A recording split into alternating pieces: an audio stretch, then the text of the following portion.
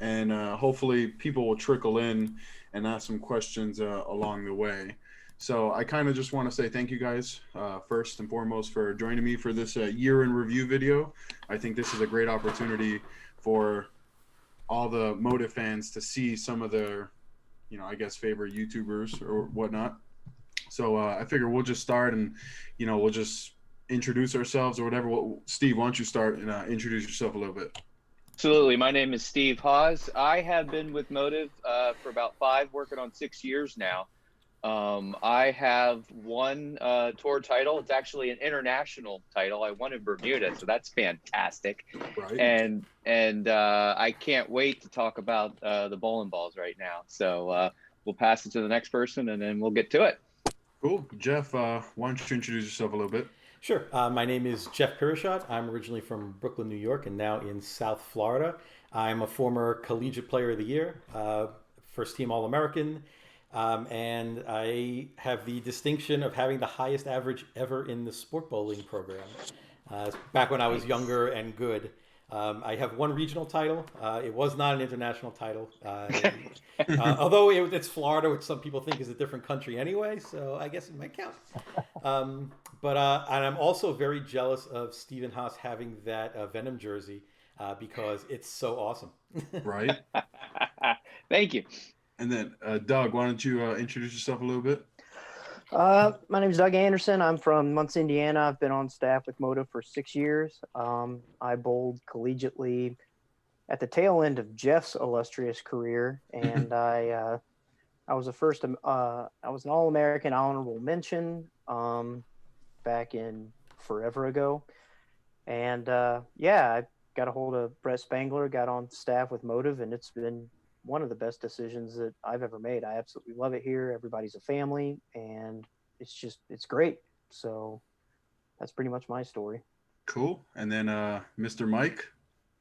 Yeah, so I'm going on year 10 with MOTIV, so that's pretty exciting. Wow. It's been an awesome ride. Coming up on 10 years. I currently work for Turbo.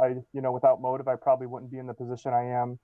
Having a career in bowling right now, so it's pretty awesome to join them 10 years ago and coming up on that. And as I said, from the balls that were then to the balls are now, they put a lot of hard work in, and it's pretty awesome to see how far things have come, and where things are going right now, especially with the balls that came out this last year or so.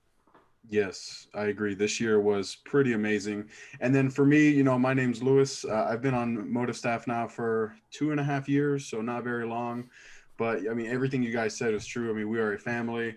And even when I look back at the balls that came out when I first signed, so my first staff ball was the Hydra. When I look back to then to what we have now, I can't even imagine looking back 10 years. So another thing that I did want to do is shout out your guys' channels. I know, Steven, you got the Banner Knowledge Bowling. Yes, sir. Banner Knowledge Bowling. That's go over, like, share, subscribe. Everything. Click it all the time. On Twitter, I'm at Banner Bowling. You can find me at Banner Bowling on Facebook. So I'm on all the different platforms. Send me a note, drop me a line. I do get a lot of people that reach out to me in our country and around the world, advice, questions, and things like that. And I love it. So, send it my way. I will try to get back to everybody. It doesn't always work out perfectly, but, I try to get back to everybody, and I just love learning. And I love learning, I know what I know, obviously, because I compete and I've been out there doing it, but I love learning from everybody else because everybody has a unique point of view. And if you're not learning, you're not improving. I like it. And then, Mike, I know you're notorious MOTIV Mags. You've had this channel for a long time. Yeah, so I started this channel 10 years ago, coming up with that name. Brett and I came up with it about 10 years ago, and it's boomed pretty big. I think I have it's slowed down a little bit over the last 2 years because you guys have been doing such an awesome job, taking away some of my views, but that's cool. Stop it. But no, it's MOTIV Mag, so don't be afraid to subscribe to that channel. No, please do. Please do. Just check it out, and I appreciate everyone who does it already subscribe. So I mean, Mike, I'll be honest with you. My YouTube name being Motive Lou was 100% a rip off Motive Mags. I mean, Yeah. just to throw that out there. Yeah, I think mine was a ripoff of someone else's. I can't remember 10 years ago. I don't know who it is. So there's no worry about stealing that there. So. And then, no, I will tell you, I hear from a lot of different people, and they tell me they will go to the different channels because we all throw it a little bit differently. We have our own spin on, or our own take on each piece of equipment that comes out, and they like to piece it together that way. So for us to each have a couple-minute video, you know, somebody can go to 4 or 5 channels, spend 10, 15 minutes, and they got a big overview of what this ball is going to do. So I hear that a lot.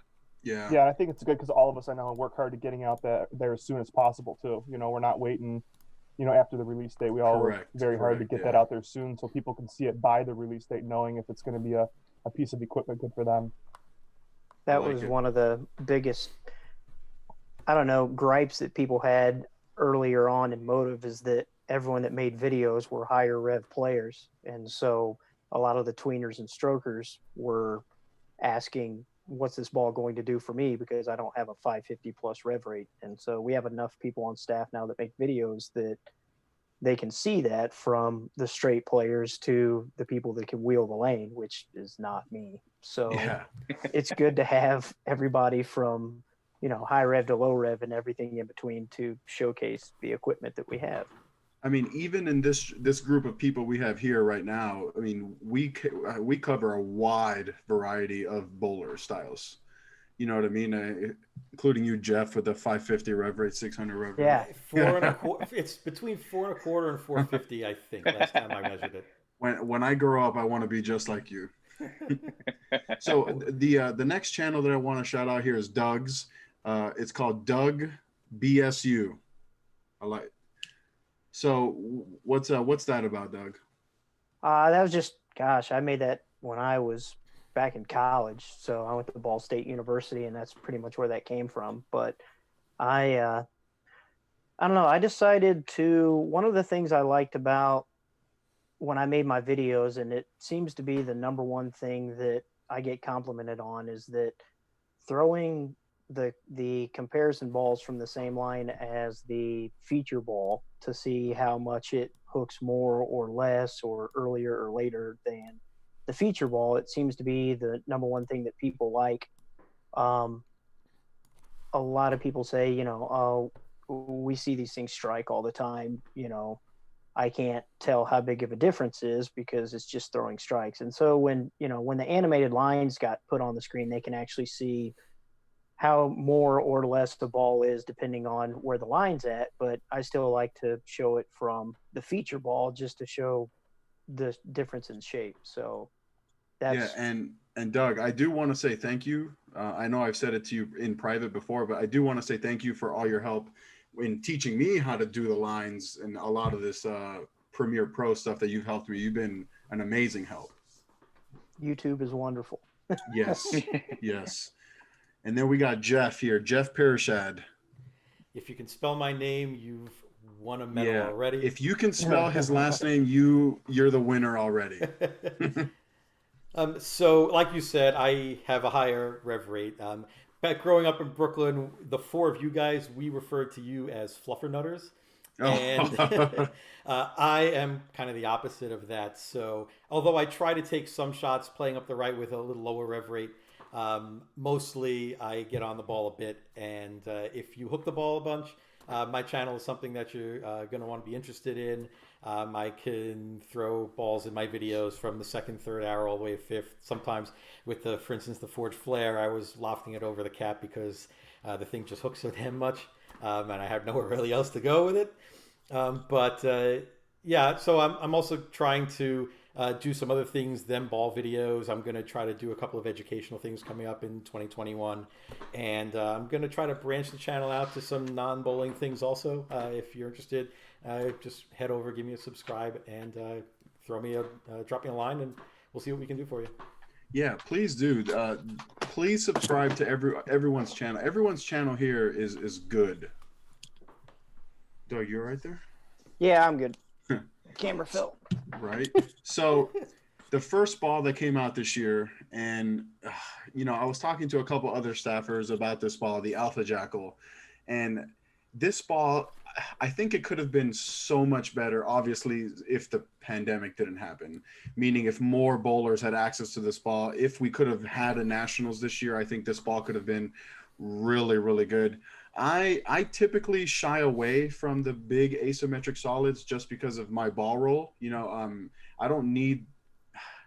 I need balls that are going to shape a lot down lane, which is why I lean more towards like balls like the Jackal Flash as an example. So I kind of just want to know what you guys think about these balls. And Steve, we'll start with you if you don't mind. Absolutely. Now, for me, my vote is the Alpha Jackal is probably the best that came out this year for me. The way I throw the ball, conditions I bowl on, and that kind of thing. I had like an 855 series with it, an 847, three or four 300s with it. I think I had like an 812. For me, I think when I talk to a lot of people about, they say, Steve, recommend a ball. What do you recommend? And then I start asking them questions. And the first thing that I get is people tell me what they want the ball to do. And I think that's the opposite. I think what we need to know is what is happening to you now. And what I mean by that is, and I'll just use the example of, okay, I want the ball. I like to play the second arrow. I like to get it way down the lane, and then I want it to hook. And what you're really talking about is you're talking about a lane condition, because I can give you a ball that does that. But if you're in any kind of, tournament league, you're changing lanes, the pattern's going to change. And then that ball may no longer do that. What we need to figure out is what the ball needs to do for you so that we can get you to strike the most. Now, for me, I've often found when people ask that, they always look at the right side of the ball chart. That's what they describe to me. They want the balls to get the most length and to have the most, angular motion on the back part of the lane. But when I start asking them what's the problems they face, when you're in a tournament, where are you at? What are you doing? They really want balls that are closer to the left side of the chart. And I think that's where the Jackal for me fits in. So it's a little sooner. It uses energy a little quicker, and that makes it less angular. And that less angular back part of the lane, I can control the north and south miss, if you will. And most people are only ever talking about an east and west, a left and right miss. Right. And for me, I can miss more north and south with that ball and still knock all 10 pins down. So for me, all of the balls that have been out, the technology step up, the guys in the R&D at MOTIV just knocked it out of the park this year. Has been awesome. But this ball has that, for me, that really awesome, where it revs up enough and it shapes enough, but it doesn't go completely sideways for me. Now, obviously, yes, when I'm playing the lanes and I'm in my scratch league and we have, the big high rev guys, 5 people on a team, kind of pre-pandemic time, but the fronts go, I'm going to need a different ball or a different part of the lane or a different release to keep the Jackal in my hand. But man, that ball for me, it was just that perfect blend of using the energy soon enough on the lane, but enough angular, enough angle on the back so I can snap out a 10 pin. Cool. I mean, yeah, the Alpha Jackal was definitely one of the one of the stronger balls that came out this year. What about you, Doug? What do you think about this Alpha Jackal? At first, I didn't get a chance to throw it a great deal because the 2 houses I predominantly bowl in are wood and didn't put down a ton of volume. Yeah. And then after about a month or so, I was able to throw it more, and I really enjoyed it. Like Steve said, my best stuff, and even though I've shot scores with faster equipment, I have better luck overall with slower, more earlier stuff. So like a Tank Blitz, something like that, the Alpha Jackal, the Forge Flare, things like that. They're more conducive for my game than what faster stuff is, even though I might get luckier for 12 shots with something faster. Overall, slower stuff, it works better in my area. So the Alpha Jackal, when I had to bowl at my home center, it worked really well because I could shove it more up the lane without having to cross a bunch of zones. And when you have old wood and surface that's not ideal, going left to right across it is not a good idea because you don't know what's going to happen. So you try and limit as much of that as possible by throwing stuff that's earlier and continuous without skidding for 50 feet and then going sideways. So Right. it was good. It was really, really good. When once they put down enough oil and I got used to it because it was at the time so much stronger than anything we had put out.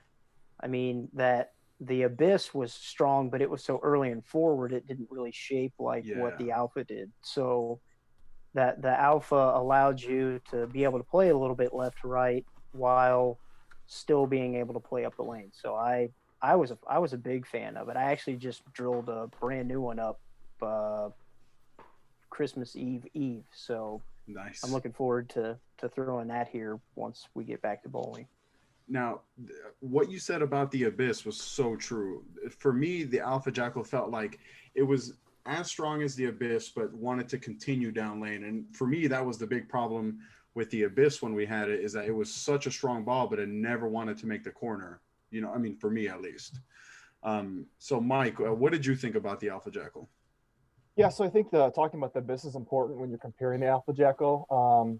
You know, when the Abyss came out, it wasn't something it was intended to be a league ball per se for most bowlers. You know, anyone obviously in here. There are guys that obviously need that help, that can use a little bit more hook and league, and that's okay. But I think for most bowlers, it wasn't something conducive for league. However, I think that second column on the ball guide is usually an important column for most people because it separates the difference between those super slow balls. We haven't talked about it, but the Forge Flare and the Trident Abyss. And then obviously balls as you get further right, like the Ghost and things like that in that column as you go downward. It starts to give that little bit of separation that I think you can still use it in elite condition. However, the Alpha Jackal was very strong when it came out at the time, obviously compared to some of the balls later in the year that came out. But it wasn't a ball, as Steve said, he used it, had some big sets. I couldn't use it generally for more than a game in a league condition. So for me, it was more of a tournament ball. It did see some time in league because it still did get around the corner better than as an Abyss, as we talked about. But it's so strong for those guys looking for something that's not super forward down lane, or they didn't want a ball to continue as much, let's say like a Ghost or something like that. So I think it's a really important ball on the line. I think it's something that will continue, in the line, hopefully for quite a while. Because I think there's actually a significant difference between that and a Ghost as far as, Steve was talking north and south where it hooks, but as far as east and west too, as much as it hooks compared to a Ghost as well. So I think it was an important ball to our line that really differentiated, some of those slower balls and when you started getting some of those quicker balls. So for me, summarizing, it was kind of a ball that kind of showed me, do I need a slower ball or do I start getting into a little bit quicker asymmetrical, when I was in the Alpha Jackal? Yes. I agree that it is one of the most important balls on our ball chart right now. I mean, obviously we don't know what the future holds, but I think it is one of the most important balls on our ball chart today. Jeff, what are you? I know you weren't the biggest fan. Well, for me, I have a couple of things that I want to say about the Alpha Jackal. And you mentioned the Trident Abyss and how you guys didn't really get a lot of play out of it because it was very forward and hooked a little early. For me, the ball was fantastic, the Trident Abyss, because I get around the side of the ball very much, kind of around maybe like Pete Weber-ish. I'm always around the side of it a lot. And the Abyss, for me, on the first game of a tournament, when the back ends are very fresh and very snappy, that's great because if I get around it as much as I do, then the ball's just going to be unpredictable. I don't know where it's going to go. And the Abyss smoothed that out for me a lot, and it helped me get through game one of a tournament. The Alpha Jackal for me is much the same. It's a little more left on the back end than the Abyss was. So what I'm able to do is I'm actually able to stand a couple of boards, maybe 2 or 3 boards left of where I would be playing with the Abyss. And that generally was enough to get me away from everybody else on the pair, because I always want to try to play left of the people who are on my pair, because those lanes are going to dry up and then I'm going to have to move early. But if I can stay a little left of them, it maybe buys me 3 frames or 4 frames. Maybe that's enough time to get off of that pair and go to the next pair. So the Alpha, to me, helped me do that where the Abyss wouldn't.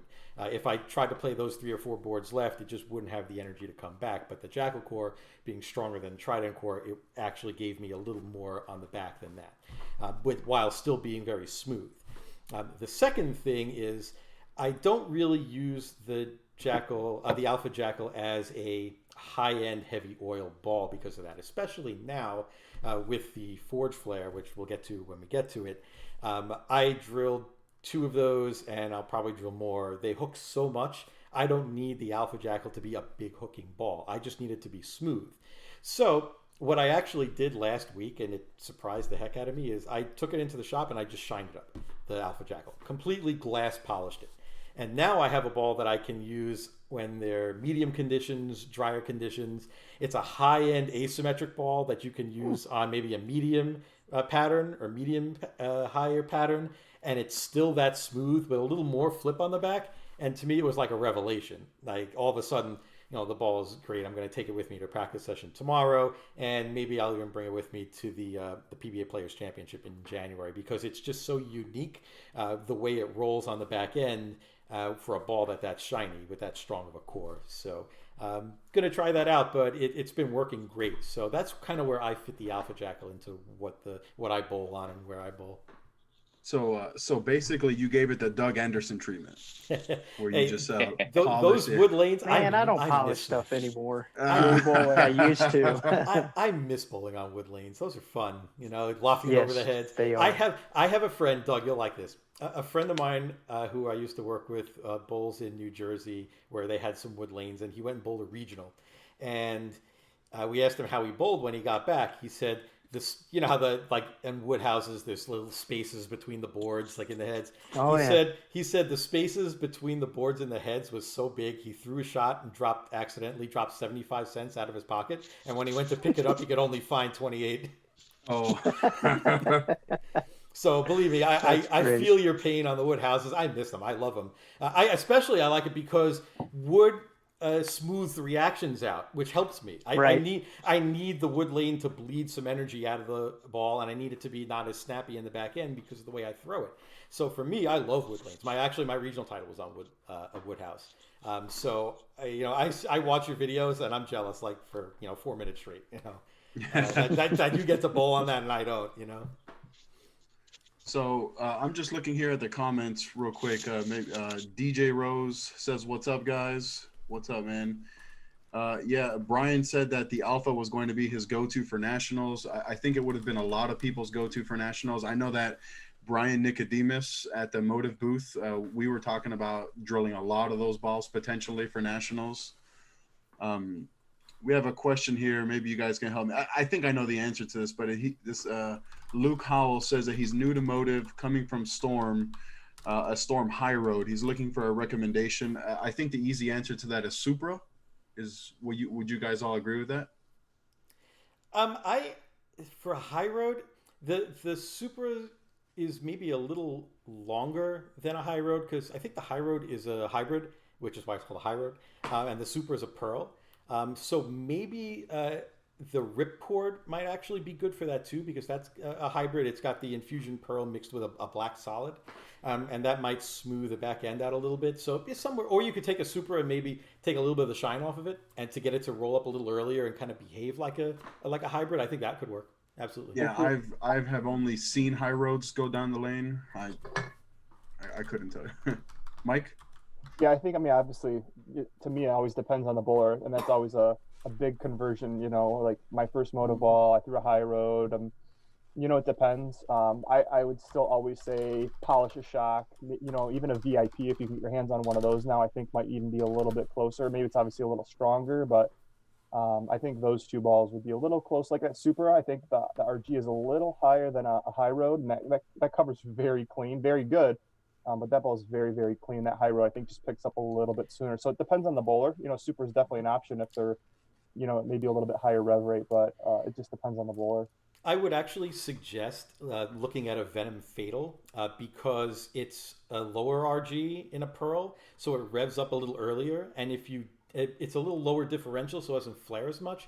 But if you drilled it very strong with maybe like a 3.5-inch pin or a 4-inch pin to get it to flare as much as the high road does, you might find that the reactions are actually very close. That's what I was going to say. You could knock the cover down off of a Fatal, maybe take it to just crack the polish off of it, use it, because it's slower than a Supra. I think it would probably be the closest to a high road. Stronger, more than likely, but close.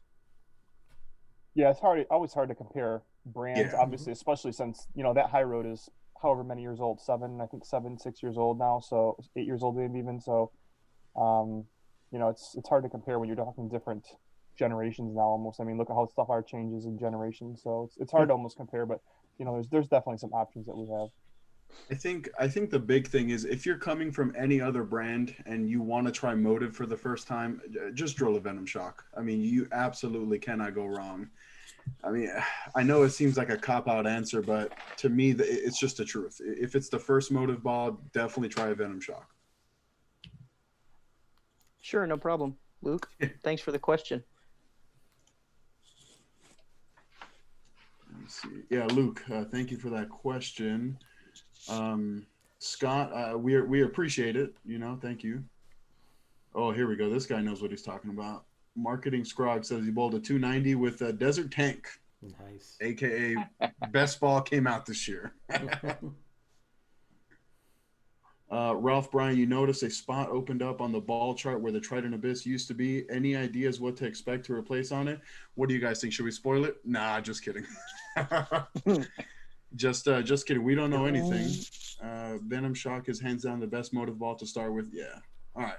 So let's go to the second ball that came out this year.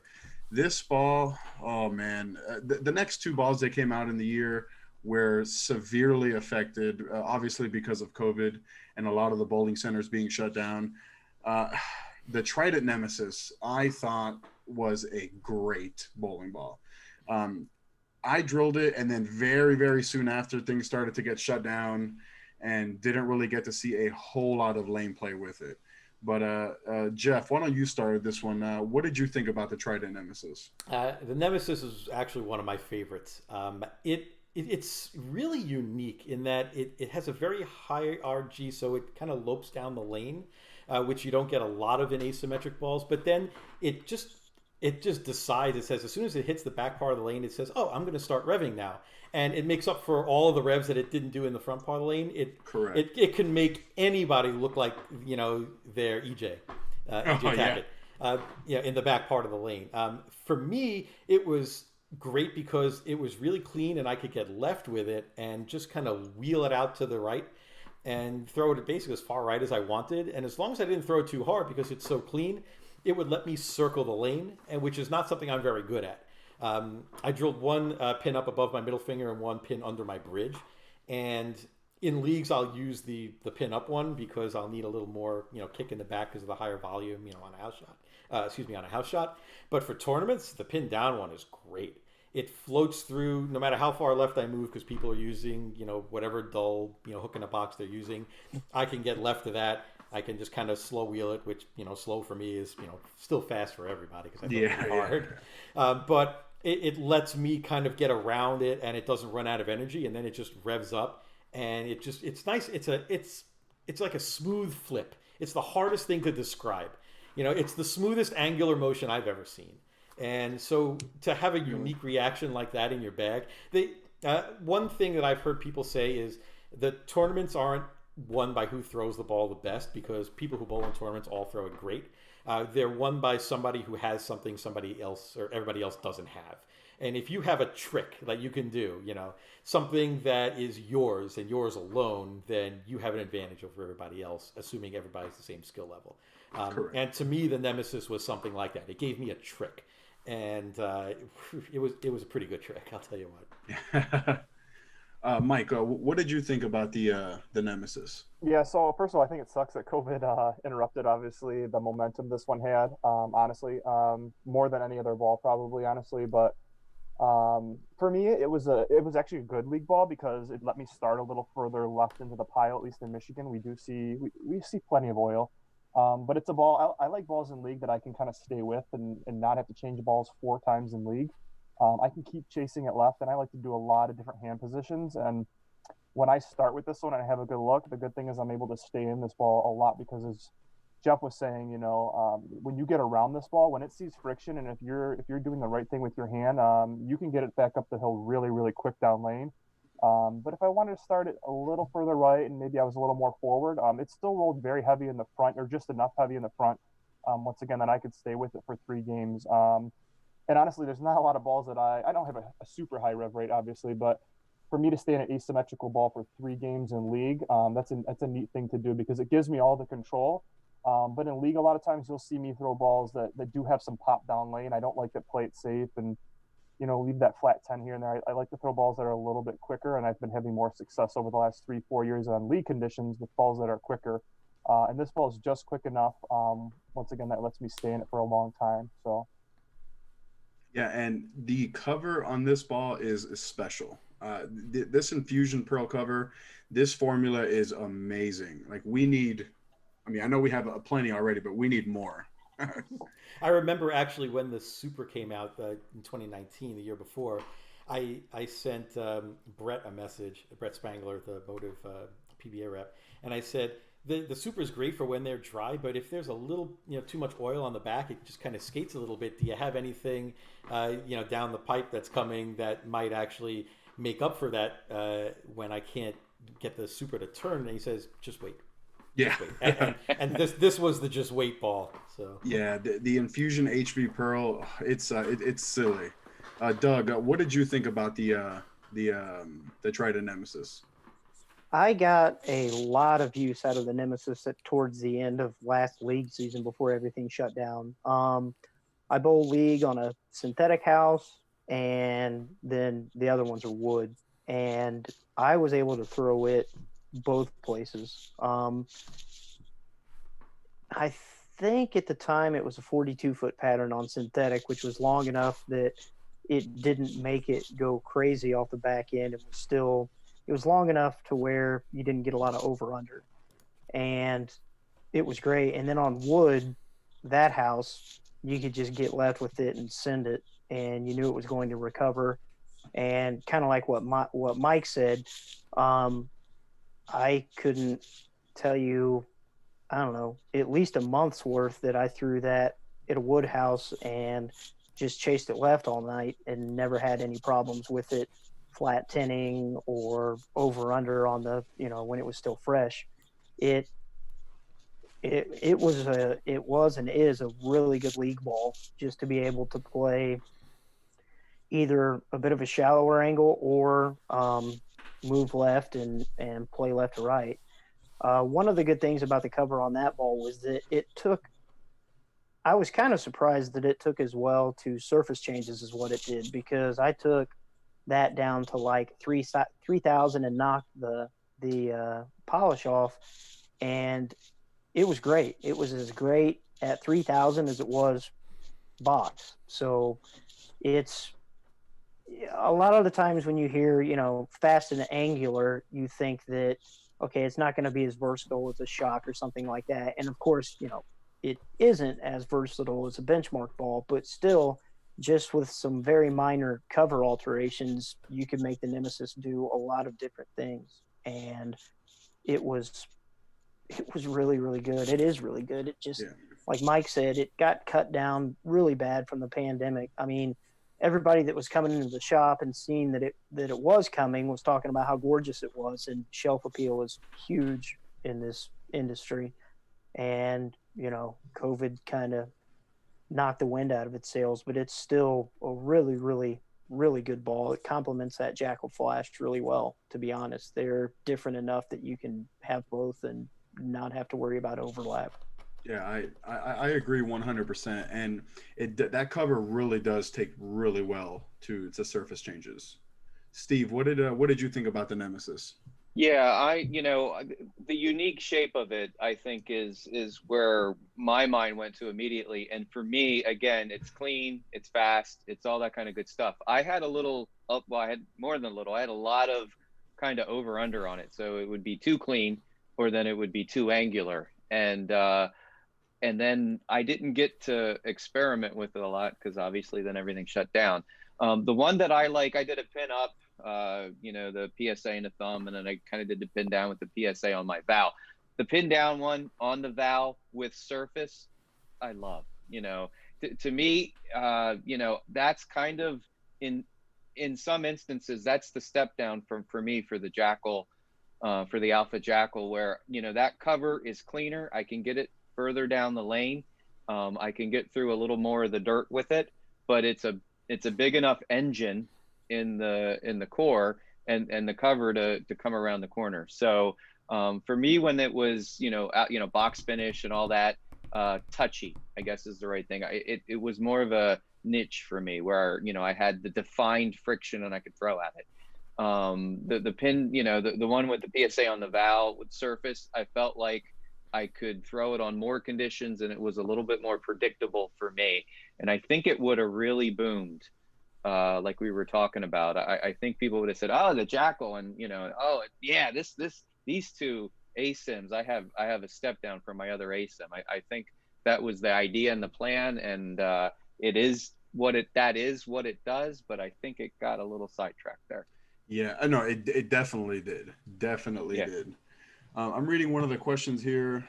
I just saw it.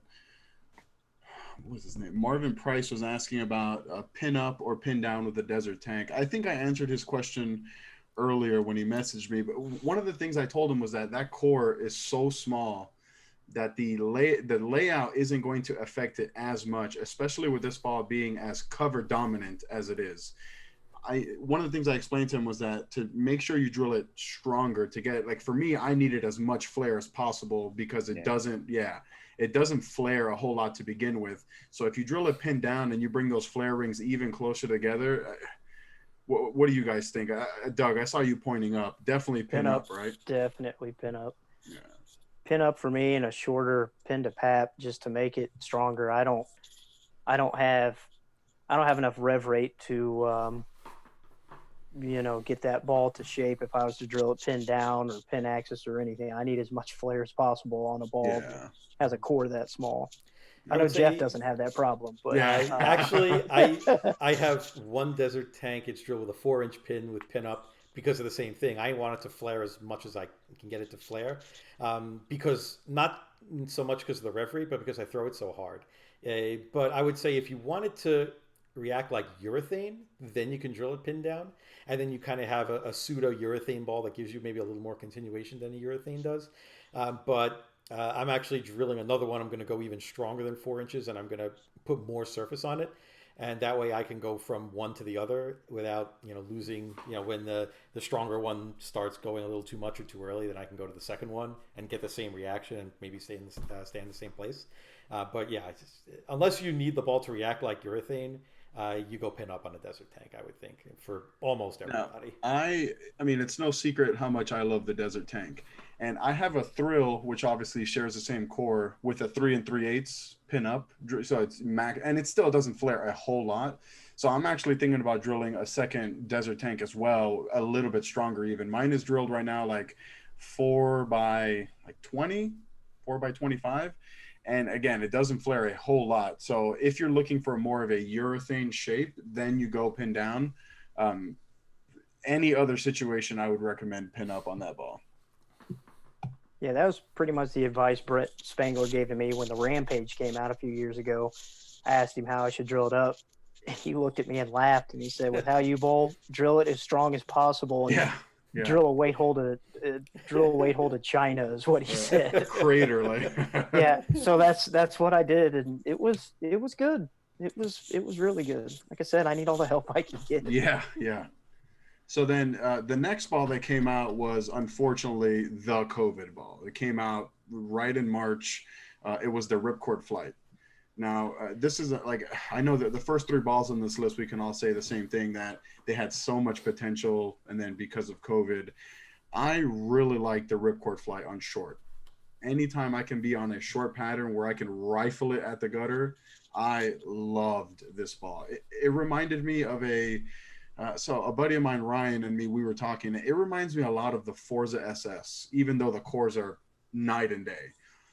But the Ripcord Flight reminded me a lot of the SS in the sense where anytime I can bowl on short and rifle it towards the ditch is when I absolutely loved it. Mike, we'll start with you on this one. What did you think about the Ripcord Flight? Yeah, so to be honest, because I always like to try to be honest, out of all the balls that we had released this year, I probably thrown this one the least.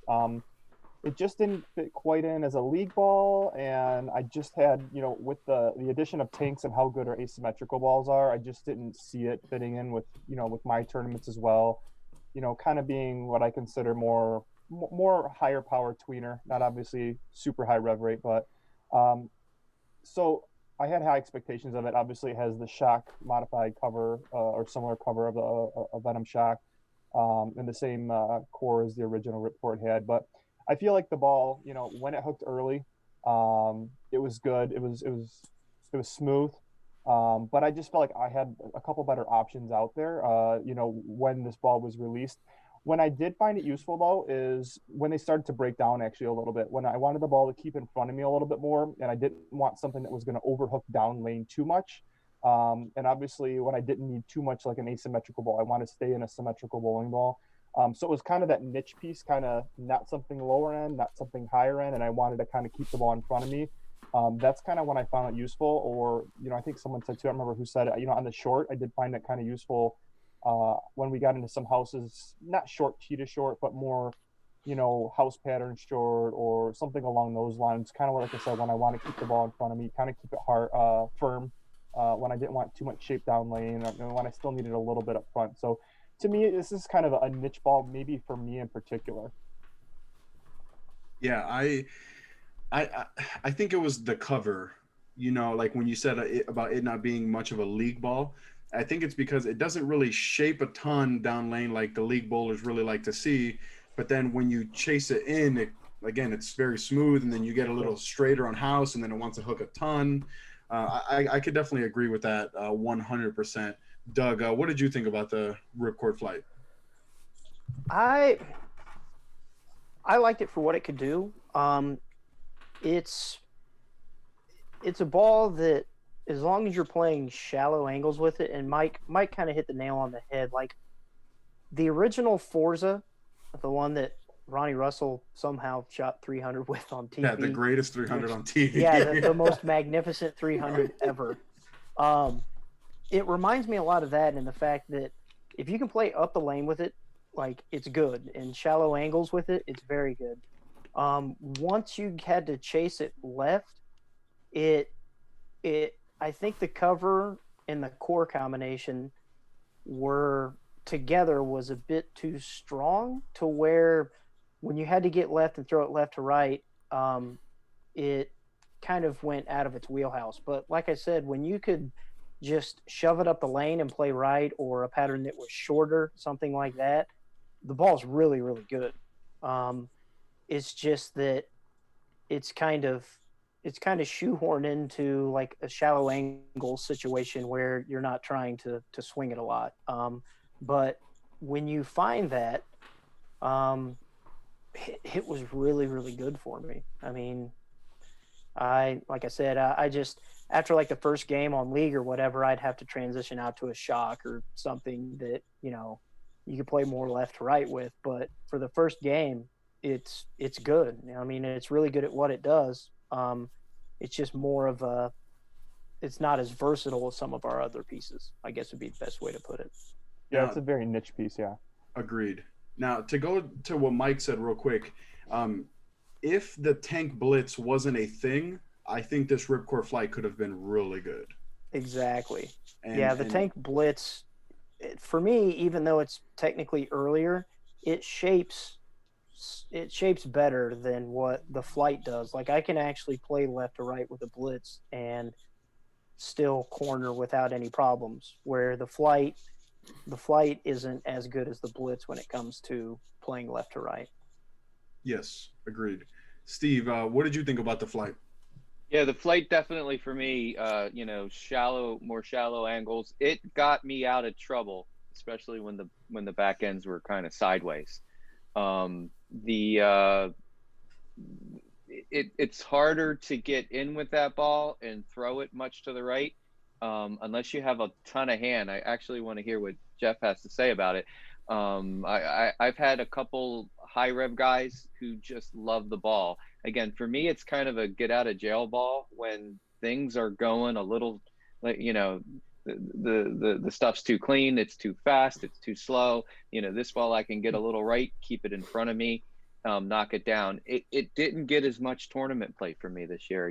We're in Pennsylvania, we're shut down again, unfortunately. So I do agree with you that the tank blitz is in that ballpark with this ball as well. But the tank is microcell and it's a unique shape. This is that shape where I can get it in front of me. Shorter patterns, ones that I can go, if I can get out on 3 and just pipe this ball, that looks really good. Now, if I got to get in and throw it, I'm probably going to look for a different shape or, different ball to get a slightly different shape for that. Yeah, and when I drilled the Ripcord Flight and I shot my video, I had this idea of what the ball was. And then when I saw Jeff's video, and I was like, wow, my ball doesn't do that. My Ripcord Flight doesn't do that, which is why I wanted to save Jeff for last, because I really want to hear, because we're all talking about throwing hard and straight on short, and I want to hear what Jeff has to say about this. It's actually hilarious listening to you guys talk about this ball, because to me, the Ripcord Flight is my blue Venom Shock. It's what it is, because to me, the Venom Shock is often too weak. The first Venom Shock I drilled, I put the pin above my bridge, and it didn't flare a whole lot, even though it was at like 4.5 inches for my PAP. If you actually check out my Venom recoil video, you can see that Venom Shock in the comparisons, and you'll see it just doesn't flare very much, and it didn't really make much of a move in the back. So I drilled the second Venom Shock and I put the pin at 3.5, and now it flares a ton, and it gives me more reaction than that Venom Shock did. But because it's drilled at 3.5, sometimes it'll hook a little early because it's now grabbing because the cover is so strong. But then it gets to the back end and maybe it won't do enough because it's just not a strong ball. Whereas I get the Ripcord Flight and it's basically that cover, maybe a little stronger with more of a core in it. And now all of a sudden I have what all you guys have with a Venom Shock, I have with a Ripcord Flight. And I drilled another one of those and shined it up, and that's in my flight video also. And to me, Ripcord Flight is, and let's not be mistaken, like on a shorter or middle shorter pattern, 38, 39 feet, first ball out of the bag, that and a tank blitz. Now the difference between this and the blitz is the blitz doesn't roll too early for me sometimes. I love the shape it makes. The shape of the blitz reminds me of like 1980s urethane, where you just, it just goes out and then comes in. It's just this one big nice circle. And especially like, you remember like they used to take like black Udots and black Rhinos and shine them up. You probably don't remember. No, that's way before my time. I know Steven remembers. He's giving me the thumbs up. You remember yeah, Doug remembers. Like you would see like M. Leto on TV. He was using a Cobalt Rhino and it was shine like to the shine to the nuts. And that's the shape that the blitz makes for me. But sometimes that shape is a little too early. I love it, but sometimes it's too early. So I need a reactive ball instead of a blitz. And the Ripcord Flight to me is that. So it gives me a Venom Shock, which is funny because you see the higher rev like EJ, that's all he throws is a Venom Shock, So it's funny because I don't have his rev rate, but I have more rev rate than you guys. I'm like right in the middle of that. And to me, the shock sometimes doesn't fit where it needs to fit.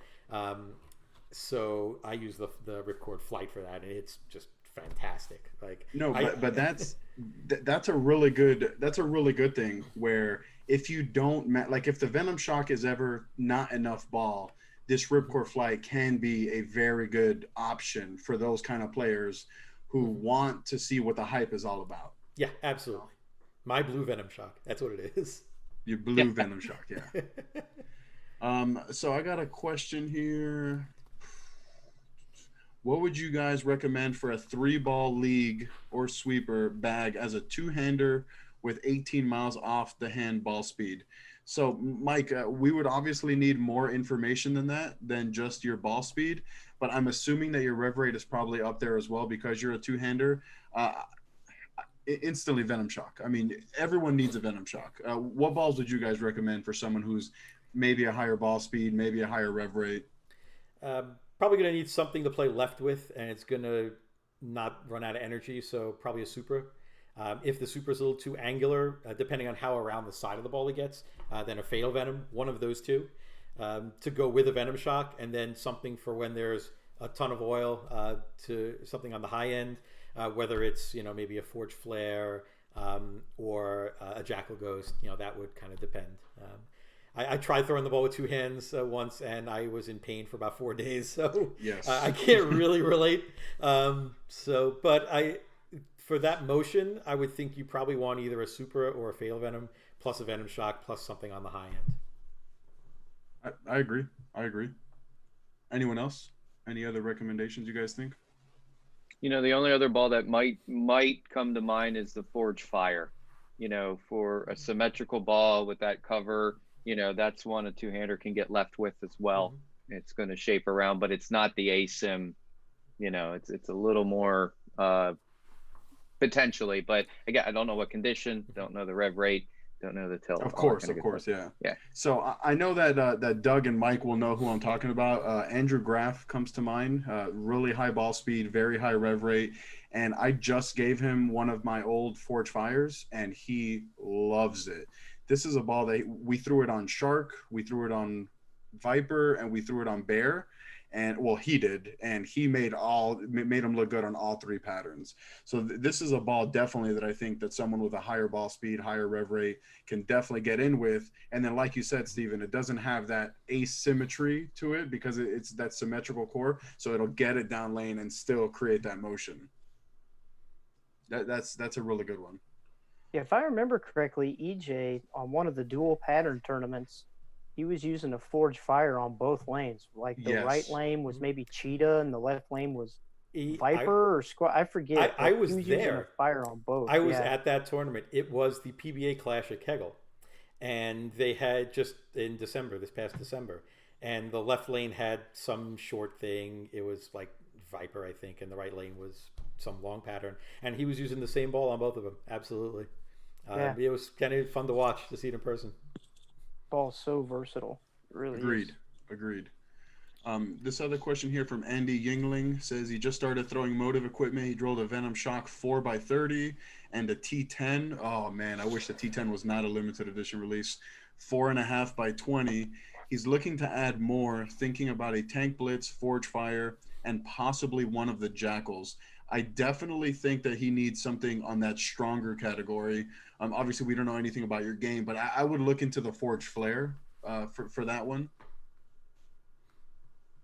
Andy's on my team.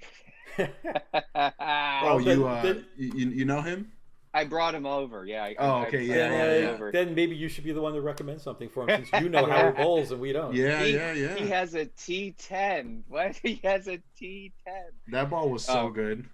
No, it is ridiculous. So I'm interested in what you guys have to say, really. Well, for me, it just looks like he needs something a little bit bigger. I would lean pretty heavily towards that Forge Flare. Maybe even because he said a Venom Shock and a T10, maybe even a Pearl, like a Fatal Venom. Mike, what do you think? Well, yeah, I mean, it's just so hard to obviously always, I always adamant about obviously recommending balls until you really know, not even, tilt and rotation, all that stuff, but obviously, what they're comfortable doing, like when we're talking about the 3-ball arsenal, like we didn't even mention a microcell ball. And there's a lot of two-handers that we see, at least in Michigan, that come up to TurboTech and we do some training. And as soon as they get themselves on a urethane-ish type ball, they get so comfortable and they can throw the ball straight and not, have to practice throwing it left to right. It is it's harder to do than it is learning just to play a little bit straighter for, depending on the level of the bowler too. So, it's always hard, even on a league condition, Jeff knows, even with the higher rev rates, not to recommend a microcell ball. The microcell balls have been kind of interesting for me. Like when the Covert Tank first came out, throwing that, I would throw it in League, right out of the gate, and I wouldn't have to put it away the whole night. But I would get all the way to 5th Arrow with it and be able to play there with it also. The one thing I noticed about the Covert Tank and the Blitz and the Desert Tank, I haven't gotten to throw a lot because obviously, this year was kind of a lost year. But is that shots where when I get around the ball a lot or a little too much, or they react too much, that would usually go through the face and I'd leave a split, or I would leave a 4-pin, they struck. Maybe it would trip the 4-pin out, but it would just back off the hook just long enough.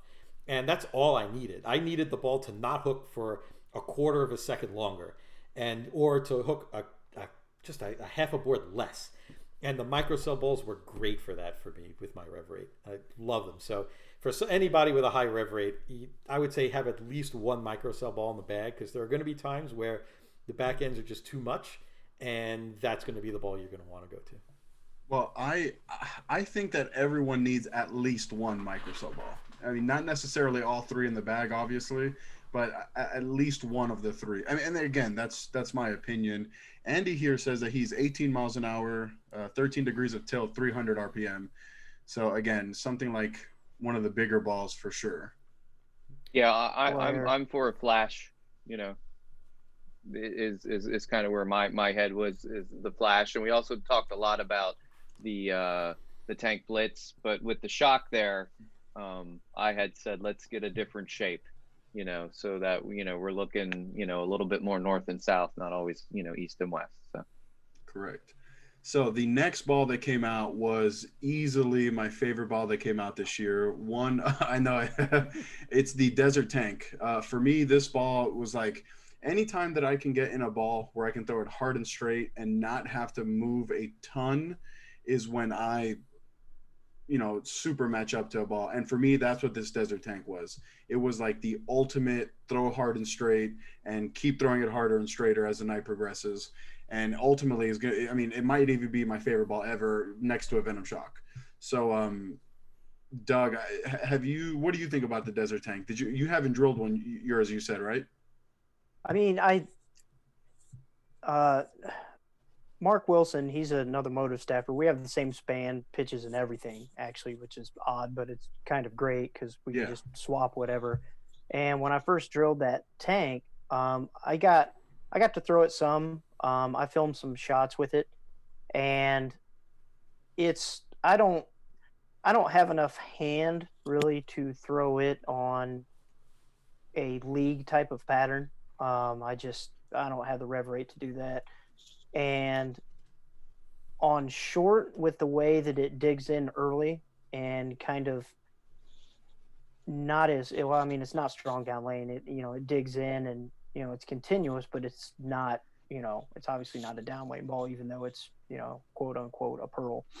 But it's playing up the lane with it or having to play out.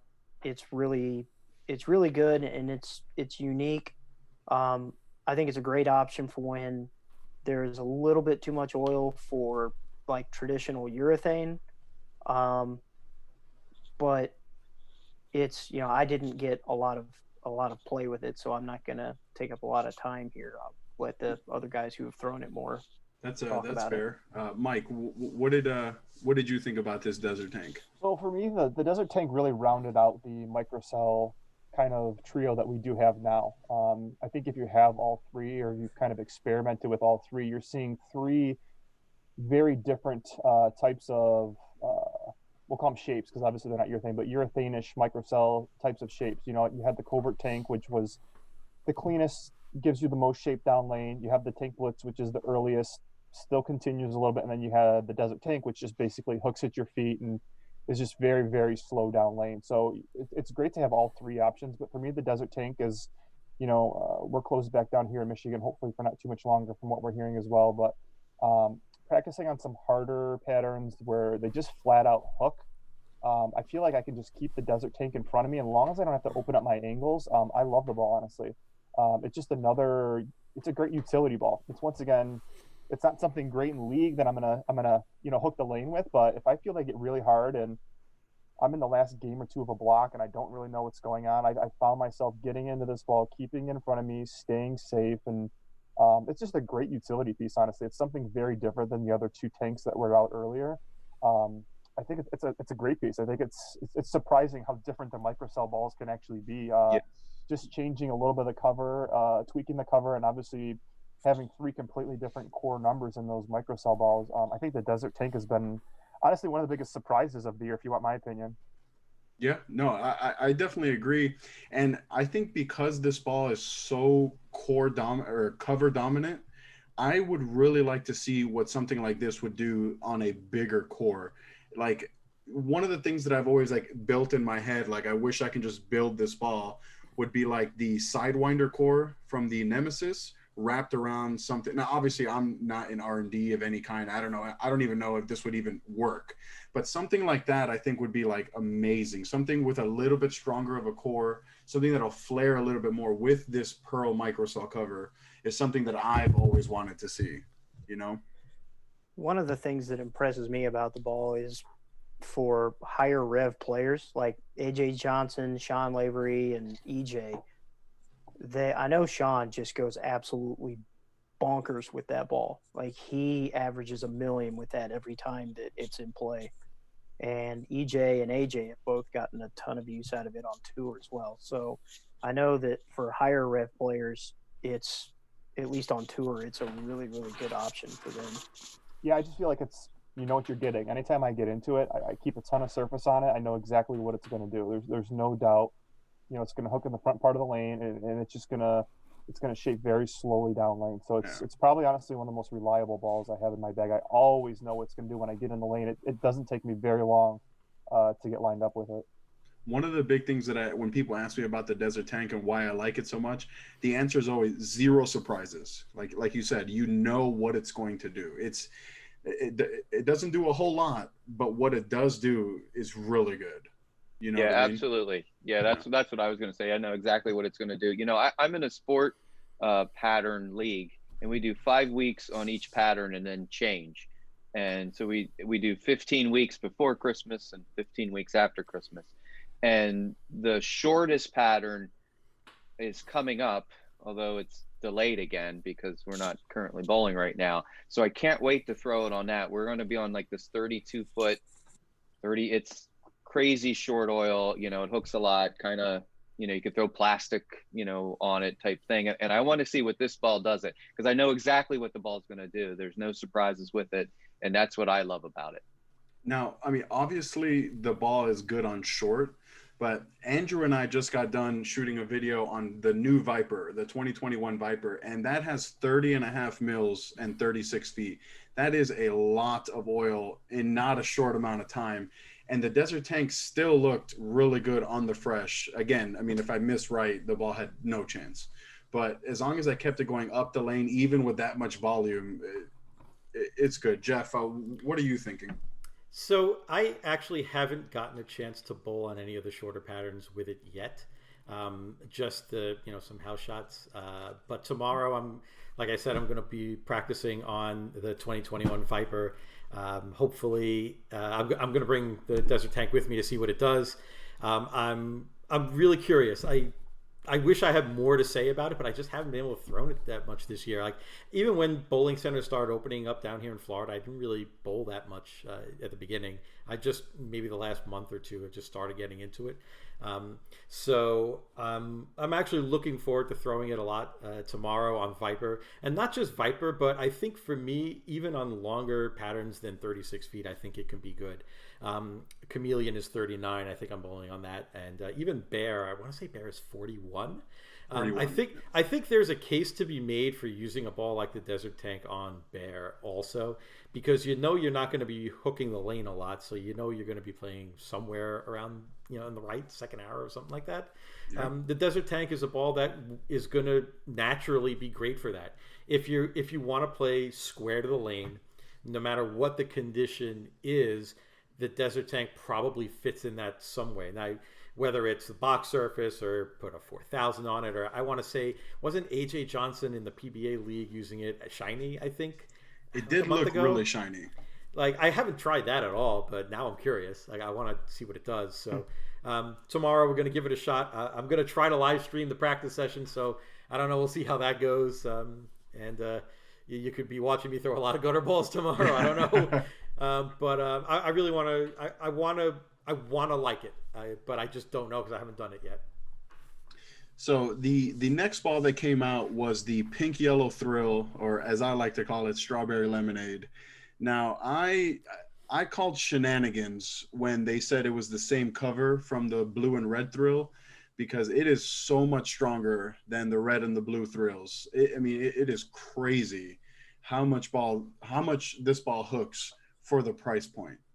And I don't know if you guys had a chance to really throw much of the Blue or the Red Thrill. But this Pink Yellow one hooks so much more for me anyway, obviously. So Doug, what did you think about good old Strawberry Lemonade? Yeah, I'm not going to say what the rumors were, but I heard rumors about the cover on that thrill. I know it's not the same as the magenta and the blue one. It's cleaner, it's faster, it's definitely stronger, and I think that it's kind of an insult to call it an entry-level ball, even though it's our entry-level ball, because when you get left with that thing or are in like game 3 of League on a house that's burned up, it's really, really good. Like, I can't, it's hard to explain because, like, whenever anybody hears entry level, they automatically think, okay, it's not going to perform, and it absolutely performs. I mean, it doesn't bail down lane like a lot of your traditional entry level balls do. It's the cover's fast enough for the RG being so high that and strong enough that it actually shapes down lane. I mean, a lot of the times when you get left with an entry level ball, it just kind of fades and goes straight. And the thrill, it doesn't do that. And I think the cover on it is a lot stronger than what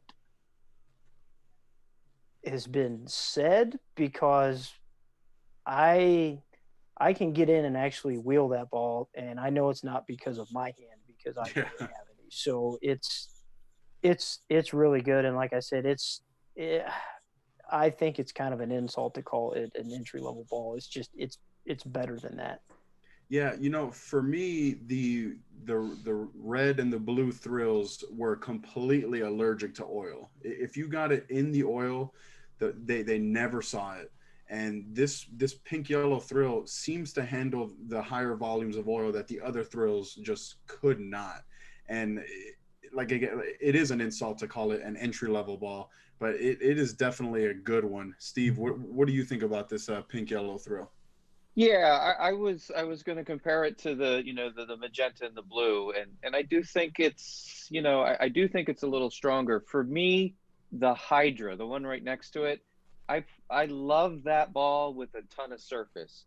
So when I get down to that part of the chart, I tend to go to the Hydra. I've thrown a lot of big games with the Hydra. The end of the blocks, we were talking about how that tank, the desert tank, fits in there. You know what you're going to get. That's what I get out of there. So I haven't had the opportunity to throw it enough to say more than that, but I would say it is a little stronger. Is probably, it's more shape than I feel like. I had the magenta, I had the red one. It's a little more shape than that ball, a little more angular for me. But I would probably be that. I'd be the one to put surface on it. I kind of, feel like those balls, like the Hydra. I feel like the Hydra, the Super, even the Fatal. I feel like if I put a ton of surface on it, I could throw it on anything, any condition. Yeah. I could figure out how to do it. So I'm in that shape, but I can't compare it to the Hydra's a different max. Different It's animal, just yeah, different. yeah. It's different animal altogether. But I tend to go right there when I get down to there because I've had so much success with the Hydra. So Jeff, so what does our resident high rev player think of this pink yellow thrill? I think it's very pretty, but that's as much as I can say because I've actually not thrown one. Oh, really? I have not thrown. I don't even have one. I this year with everything being closed down, I decided that I didn't really need it right now. I when I go bowl some other things, maybe I'll get my hands on one. But that said, when I saw you guys all doing videos for it, I'm not gonna lie. The first thing that went through my mind is, "Holy crap, this thing hooks!" Like, and I didn't even throw one, and I threw the red one shiny, I threw the blue one shiny, I threw the blue one dull, and I played maybe the second arrow outside the second arrow on a house shot with all of them, and the dull one I used on Cheetah for a time right before Microcell Polymer came out. I was using a dull blue thrill on Cheetah. Because I can't throw urethane, it doesn't work for me. And I'm looking at this thrill, and I'm watching these videos like, how in the hell does this thing hook so much? That's not a thrill. I thought they put the wrong logo on the ball. I thought it was supposed to have a Venom logo on it or something. I couldn't. Maybe it was like a super pearl Hydra. I didn't know, but I'm like, that's not a thrill. That can't be a thrill. And they're like, yeah, it's a thrill. I'm like, there's no way. So, if for somebody who wants an entry level ball, they don't want to spend a lot of money, but they don't want a ball that has entry level hook because entry level balls don't hook. The thrill is probably the one you want to look at. The strawberry lemonade, it's pretty good, and people will look at it. They'll see it going down the lane. They'll know it's you. Yeah, it's a pretty ball. So the last video I posted on my channel was on that Viper pattern, and I bowled with Andrew. And he was throwing a pink yellow thrill with a little bit of surface, and it looked phenomenal. And I'm just like, this doesn't make sense. I mean, an $80 ball shouldn't be this good on that much, on that pattern. Yeah, people hook the lane with this thing. Like, what the heck? Yeah. Mike, what did you think about the strawberry lemonade? So for me, I definitely agree it hooks a little bit more. I didn't see it as much as everybody else. I just feel like what it did for me is it kind of closed the gap. Like I kind of felt like, even before the thrills, the freestyles and then the magenta and the blue thrills were significantly, let's just say they were kind of off the ball chart.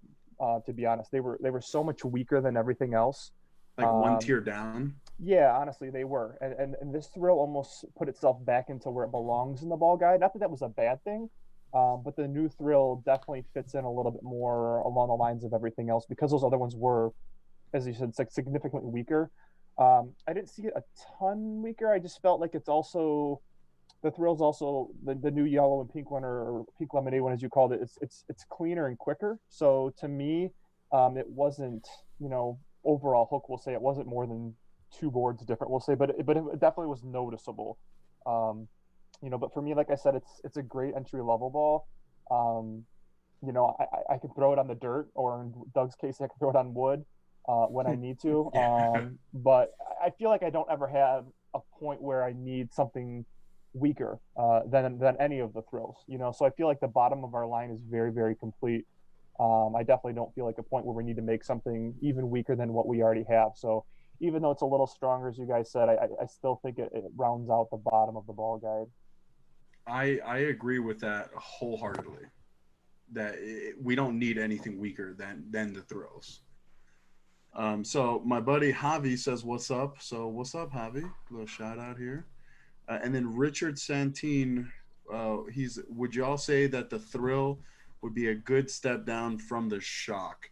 I'll let someone else answer that. I think the gap between a Venom Shock and a thrill is fairly large. But I wonder what some of you guys think. I'll step in. I would say, like, if you're talking, like, we started with an alpha. So if you went from an alpha to a shock to a thrill, I feel like you'd have your 3 huge gaps, in between those. And shock might even be a little strong, we'll say.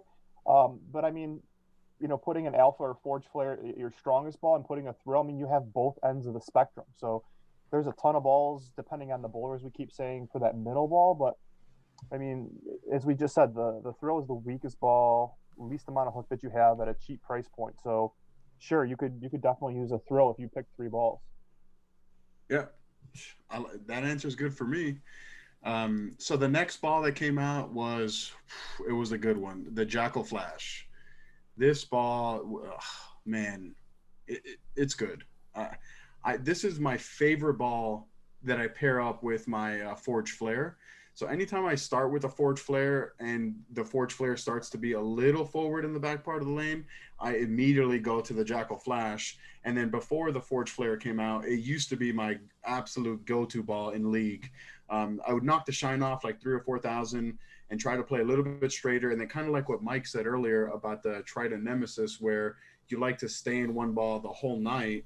The Jackal Flash was that for me. It was a ball that if I got into it, I can stay into it the entire night. And because I don't like ball changing a whole lot. I'm not, not that good that I know exactly what to go to.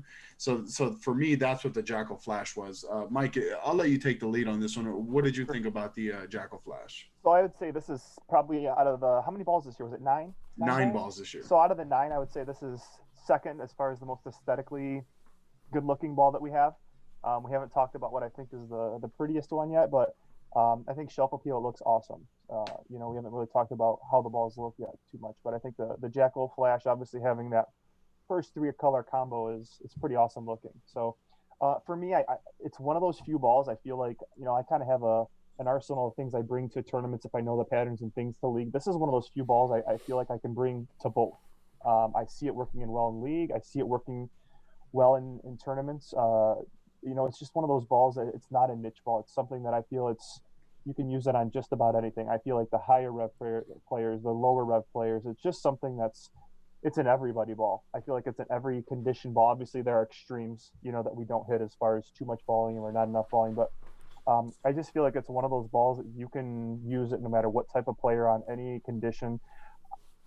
If Nationals happens this year, I see me bringing one when they break down, in doubles and singles and things like that, when you really have to get in and start, then they really start to open up. I know that's not for everybody, but for me, having an asymmetrical ball where it's not super sideways, but something that still gets up the hill down lane is important to me. So to me, I would honestly say it's one of our top 3 balls released this year. It was a big surprise to see, a Pearl Jackal do what it can do. Yeah, I agree. Everything you said, I put my stamp on that because that ball is scary good. Doug, what did you think about the Jackal Flash? That's pretty much in the second. It's called Norwood Bowl. It's in Alexandria. It's where I film. That's usually the first ball out of my bag at Norwood Bowl, especially now that it's gotten colder and the lanes play slicker. They just do. I usually go from that to a Fatal. Now that the Fatal came out, it used to be from that to a Supra. But that Flash at that center, which I think the house pattern is I think it's 42 feet for the house pattern there. So you can play up the lane if you want, and you can play left, right. It's a amazing house shot. It's one of the best shots that's around here. Casey Mattingly does an amazing job with the lanes, but it's so good there. Like, I don't know what I'm averaging my first game with that Flash, but for me, it's a lot. It strikes a lot. It's like Mike said, on a League pattern, it's forgiving if you get it in because it's long enough down lane that it doesn't bite and go sideways too early. And if you get it out, the core and cover combination is strong enough that it recovers. So it gives you a lot of miss room on a shot that you play left or right on, especially a higher ratio house pattern. Like I said, I've had a lot of success for it there at Norwood Bowl on wood. The other house, it's only like a 40-foot pattern. It's just not long enough for really to throw anything fast this year. I have to throw slower stuff. With surface, it worked out okay, but I mean, when you get to the point where you're cutting like a Flash down to 2,000, you can just throw a ghost. So I try and let the balls kind of do what they're supposed to do for the most part. But it's like I said, they're at Norwood Bowl, where they give you left to right, it's really, really, really good. And it's been really great for me so far. Yeah, agreed. It's really good when I can go left to right. Jeff, what did you think about the Flash? So, if you're a bowler that loves a Jackal Ghost and you keep saying to yourself, wow, I wish I had a Pearl version of this, you've got a Pearl version of this now. I mean, that's pretty much what it's going to do. For me, the way I've actually used it the most is, I'll give you an example. I was bowling this past week, actually, a couple of days ago, and the shot dried up after a couple of games. So I moved left and I took out the VIP, which we'll get to, I'm assuming, next or after that. Yeah. I had to play left a bunch. I was around middle arrow, and because there's still a puddle of oil in the middle, the VIP would 2-8-10, or if I missed to the left, or if I got it right, it was okay. But if I got it in the oil, and I would rather get it in the oil because it's going to be a little more predictable, it just wasn't enough. But if I try to throw an asymmetric ball in that same place, it's not going to have the energy to come back because it's just asking too much. It's burning up too much energy because the core is just chugging away. The Flash, I put the VIP away. I took the Flash out. I said, this is what I need. It's going to be great. And sure enough, no problem. Strike, strike, strike. So for me, it's that ball I can play left with when I don't necessarily want to wheel the lane. I want to play like fade backs, you know what I mean? Where you're kind of hitting the pocket going away, to the right. Because this is going to get the ball to flip when you're in the heaviest oil part of the lane, but you don't want to use something that's solid that's going to burn up too early. And so that's where I like, with my ball speed, it gives me something that actually hooks in the right place and gives me just enough to kick the 10 pins out when I'm playing left, but not really wheeling the lane. Cool. Steve, what did you think about this Jackal Flash? Yeah, this ball really surprised the heck out of me. Obviously I like the Jackals. I knew it was going to be good. This is the ball where I have the scratch league where there's the big puddle in the middle. You have a little bit more free friction on the outside. I can keep getting more and more left with this ball. I know that it's going to come back. The core cover combination. It with the Predator V2 core, it really helps this ball rev up, so it's using some energy quicker, but the cover can get it through, some of the dirt as it's going down the lane if they're starting to get beat up. And I feel like I can get more and more in with this ball, and it carries surprisingly well. It really throws pins around. I know that's all unique to our own, the way we throw it and our tilt and our rev rates and all that kind of good stuff, but a good looking ball, and I know that I can get in with this ball, and I know that it's going to come back. It might not be the first one out of my bag, but it is a ball. Sometimes as the lanes start to break down, people go lower on the chart and they move in, and you get the wiggle, because the volumes, this ball handles it, man, and comes around the corner. So yes, it does. I knew it would be good, but I was surprised at how good it was. And then another thing, kind of like what we said about the Trident Nemesis, this ball handles the surface changes extremely well. This HV Pearl, this Infusion HV Pearl is something special. I drilled a couple of these up. I actually drilled this Jackal Flash. I did a short pin on it, and I loved it so much. I've done a couple more short pins, drillings with the ball. It handles a lot. It's amazing. Again, I threw some kudos out to the R&D folks. It's amazing. You can shine them, you can dull them. It's going to do what you expect, and that's a really cool thing. Mike, were you going to say something there? Yeah, I was going to say, in accordance with what Steve was saying, sometimes when you start off on a ball guide and you're starting with maybe a ball in the lower 3 tiers, and sometimes when you move left, you need to ball up when you're moving, especially on the house patterns, you need more ball. This is a great ball to continue going left when you need more ball, but it's not a ball that slows down. So if you're starting something, let's say like a Ripcord Flight or something like that, when you move left and you need something still stronger, you get into an asymmetrical ball. The cool thing about this asymmetrical ball is it still continues down lane. It's quick enough to move in with. It's not going to end up too slow when you're moving into territories, 3rd, 4th arrow. So I found myself using it a ton then when I start with a mid ball, where sometimes I'm starting a little straighter and I want to move left, I can still go to something stronger and once again still have a ball that's quick enough. So Yeah. So, guys, Daryl Carrion just joined the chat. He said, "Yo, sorry for joining late. Just got home from a session on the lanes. I think Daryl owes us all donuts for being late. What do you guys think? Donuts. Yeah, Donuts. donuts for everyone because he's late." So the next ball that came out was the VIP, the limited edition. I really wish that this ball was not a limited edition release. This ball was very good. It's everything that I wish the Octane was. And obviously, the Octane was a much older ball. These balls share the same core, the Quad Fire core, with a obviously much updated cover. This VIP was so good that I got rid of one of my 2 undrilled Octanes. I still have another one just in case, but this VIP was good. And you want to talk about shelf appeal? I love it. This ball's a beauty. We'll start with Doug this time, or actually we'll start with Jeff this time. Jeff, what did you think about this VIP? Easiest ball video I've ever made, for sure. It not just you know what it's like? It's like a symmetric Trident Nemesis for me. The way the Nemesis hits the spot and kind of revs up, and it's angular but not sideways. That's what the VIP does with it in a symmetric core. So it's going to be a little more continuous than an asymmetric ball will.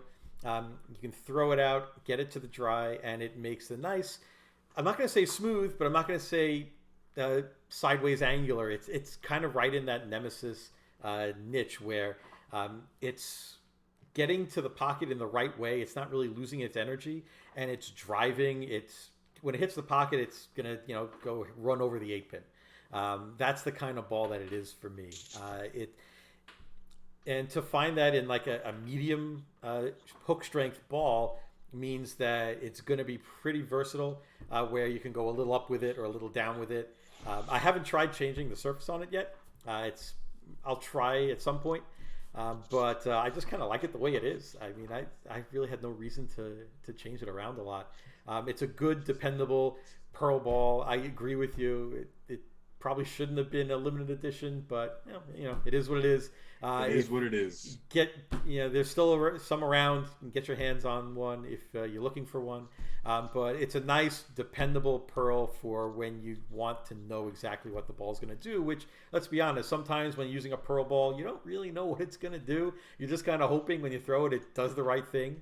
But this one revs up enough in the mid lane without hooking, where it's going to give you a much more predictable reaction, and I appreciate that every time I can throw that. Yeah, for me, this VIP has been like almost the ultimate get as left as you need to be, and it still wants to see the friction and go through the pins. I am a big fan. Mike, what do you think about the VIP? So to me, this ball was very surprising because, I mean, I like the Octane, don't get me wrong, back then, but it wasn't like a ball I was in love with. But I think Jeff is very close. Our opinions are the same on this. It's not super quick down lane. It's definitely not forward and smooth. It's definitely that in-between shape that it provides. If I was to build, a 5-ball arsenal or 4-ball arsenal for League, it definitely would be in my bag. Actually, it's in my bag, I should say, to bring into League right now, along with 2 other balls, Venom Shock and Fatal Venom. But it's a little stronger than a Fatal Venom for me. I added a little bit of surface. It just barely took down the surface. Like, I think it was just like a gray Scotch Brite just to kind of take off that sheen off of it a little bit. And it's awesome. Like, I can move in the puddle with it, and it's just round enough where it does still hook in the oil. It's not allergic to the oil. But it's still quick enough when it gets to the friction. And it's, once again, I like it for League, as I've been talking about, balls that I can stay with all day long.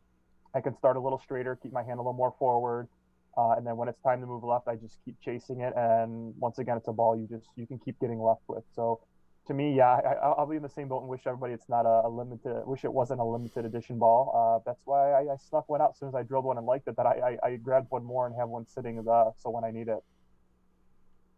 Yeah, it is a very, very good option for that in League. Doug, what do you think about the VIP? I didn't get one personally.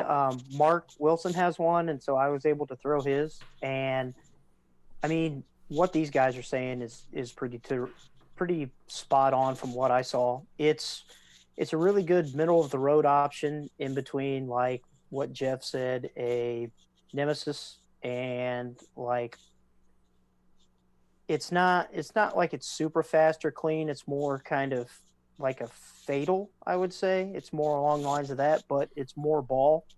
And I like how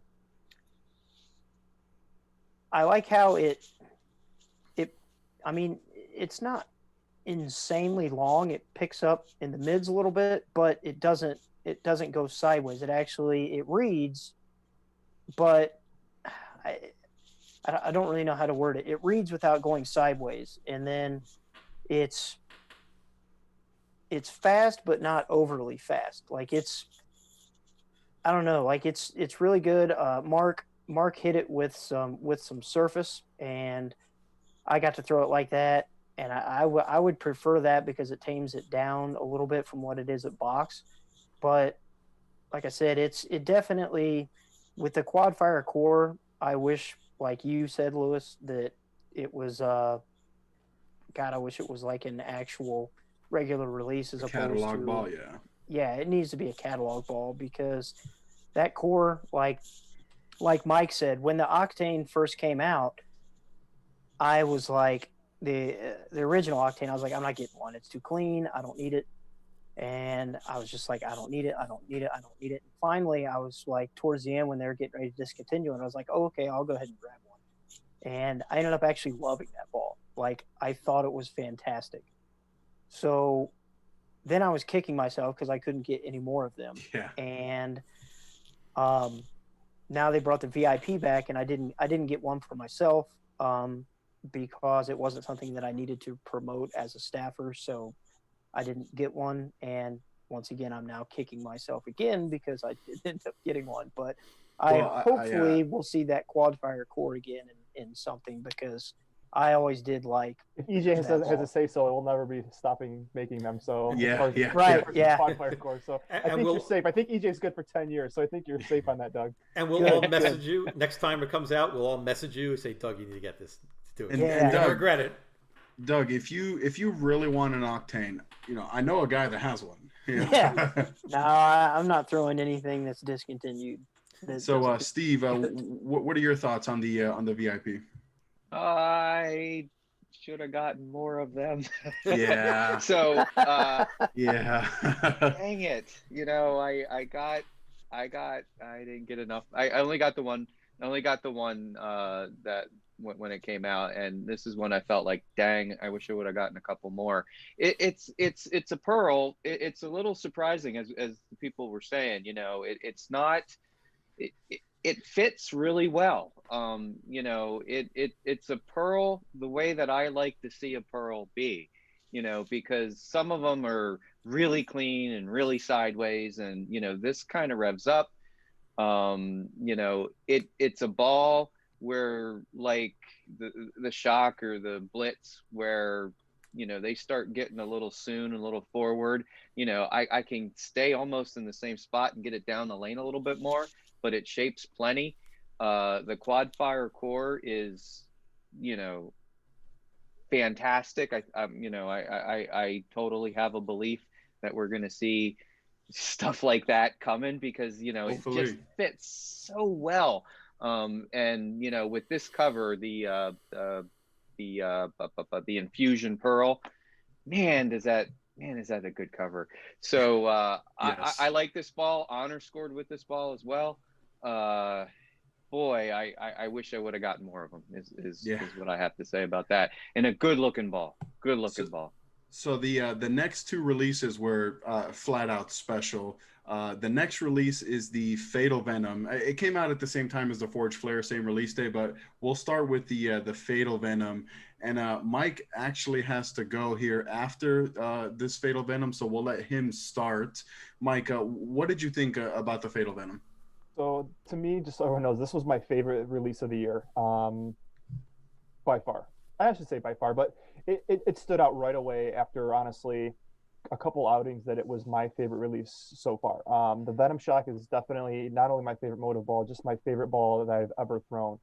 I've had some monster sets with it over even just over the course of the last 2 years, honestly. So when I'm not throwing a Venom Shock and I go into one, someone says, "Why do you throw anything else?" It's that silly sometimes how good the Venom Shock does. If you were to rate a Venom Shock on price point and how well it strikes, it would be through the building compared to a lot of other balls. So, but the Fatal Venom, honestly, when the VSP or the Venom Shock Pearl came out, I did like the ball. I did use it quite frequently, but this is honestly an upgraded version.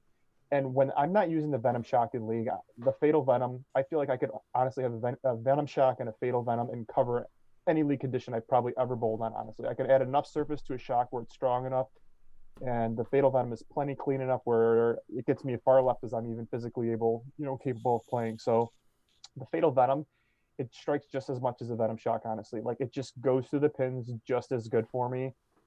It's really unbelievable how good that ball is, especially at the price point. I think aesthetically it's the best ball we've released this year, that white/silver pearl color cover with the neon green. I can't believe how many, as much as Michigan was shut down and reopened and going back and forth, how many have already seen in leagues, how the distributors are struggling to get them and keeping them stocked. Pro shops are struggling to keep them stocked. I think it's an overwhelming amount of people that actually already like this ball, just not by the looks, because they're seeing how well the ball rolls. So the characteristics of the ball, it's clean enough to where, like I said, I can get far left as I need to. It gets to the pin so good. It's unbelievable how good this ball is. Yeah, I mean, there's something to be said about having to push back a release date because of how many orders. That does not happen all the time. And I agree that for me, it is a true Pearl version of the Venom Shock. And the VSP was a good ball. Mm-hmm. I think the problem with the VSP is that it wasn't a Venom Shock.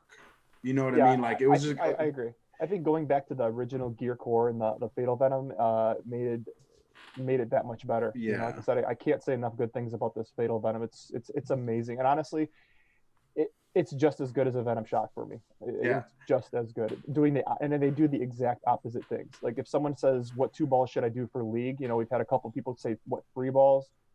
Yeah, it does depend on a lot of things, as we said, but honestly, I wouldn't be afraid to drill these 2 balls not knowing any of your characteristics and feel pretty comfortable that you could have these 2 balls and bowl on just about anything as far as League goes. Agreed.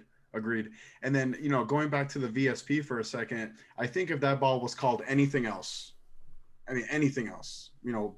any name, I think it would have been a better of a ball. But because it was called the Venom Shock Pearl, that bar was set so high. Mm-hmm. And I think that if this ball would have been called the Venom Shock Pearl, it would have been, exactly what it is now, an absolute home run. Mm-hmm. So Mike, I just want to say thank you for joining us. I really I know you got to go.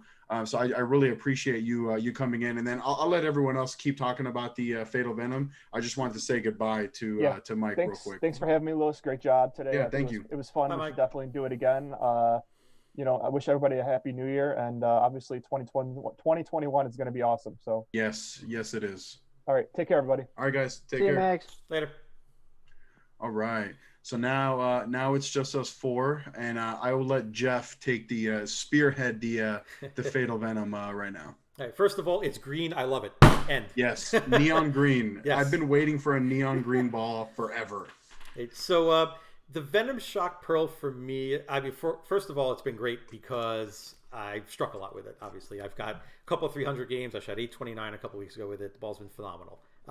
But the reason that I like it and that it fits isn't so much that it's a Pearl Venom Shock. I mean, it's nice. It's a Pearl Venom Shock, an actual Pearl Venom Shock, not a Venom Shock Pearl, is because it complements it complements the Supra to me.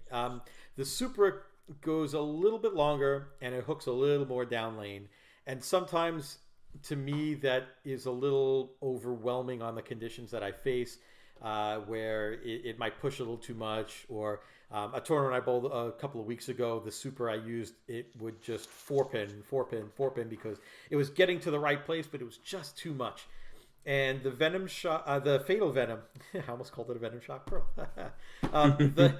The Fatal Venom, it notches both of those things down just a little bit, whereas somebody with my Reverie can control it a lot more. So it doesn't go nearly as long. It's not nearly as angular. And to me, that makes the ball double as effective because I can generate the angle with my hand. I can get it down the lane with my speed. I don't need the ball to do either of those things that much. What I need the ball to do is something predictable. So I get a Fatal Venom, and I drilled it the same layout I had on my Venom Shock, which was a 3.5 pin to PAP. The ball flares a lot. It looks like it's burning up its energy, but it really doesn't. It flips, but it's not this overwhelming change of direction that I don't know where the hell it's going. Exactly. Yeah. And because of that, I know exactly where it's going to go. And what I did was I drilled up a second one, and I put the pin at about, I want to say 4.5, and I put the pin way up so the pin buffer is really small. I stuck the pin all the way up in Narnia, and then I glass polished it. I pulled the dug on it. I glass polished it. So now what I have is I have a Fatal Venom I can go to when my favorite Venom, when my original Fatal Venom, it hooks a little too early. Now I can use the same ball and I get the same reaction, and I maybe move a board left. I don't have to worry about it just not having the energy in it plaque 10 pins because it's not going to do that. So it gets a little longer. It's a little more responsive, but it's not this huge thing where like a super would do where I probably have to move 5 boards left, not because it hooks more, but because I know it's going to be a lot more responsive off the dry. And so to me, there's a 1-2 punch there just in the same bowling ball twice. So like I could probably just take a Venom Shock and these 2 Fatal Venoms to most league patterns, and like Mike said, it'd probably be just fine. I'll find something with them. I have become a really big fan of these lower RG Pearl bowling balls. Like these low RG Pearls are so good. And it's kind of like what you said. It looks like it's using up all its energy going down the lane, but it's not. And then it gets to the back part of the lane, encounters friction, and it just goes. But it doesn't jam. It's very round for a Pearl, but significantly more angular than even just a Venom Shock. It's a really good thing that we have here with this Fatal Venom. Doug, I'll let you go next with the Fatal Venom. Well, the first game that I threw with the Fatal Venom at Norwood Bowl was a 300, so I was instantly a fan. It was kind of good.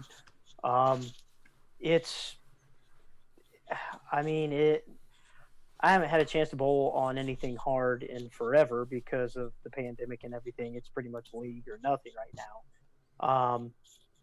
And with just real life, I haven't had weekends free to bowl any tournaments, but it's so good on house.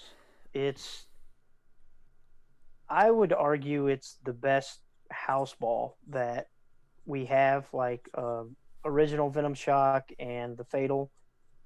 I mean, like Jeff said, you could grab those 2 in a spare ball if you use a spare ball, and you would have no problem bowling on any house shot pretty much anywhere. I can't see, unless you have something crazy going on with the machine, you could make an OG Shock and a Fatal just work.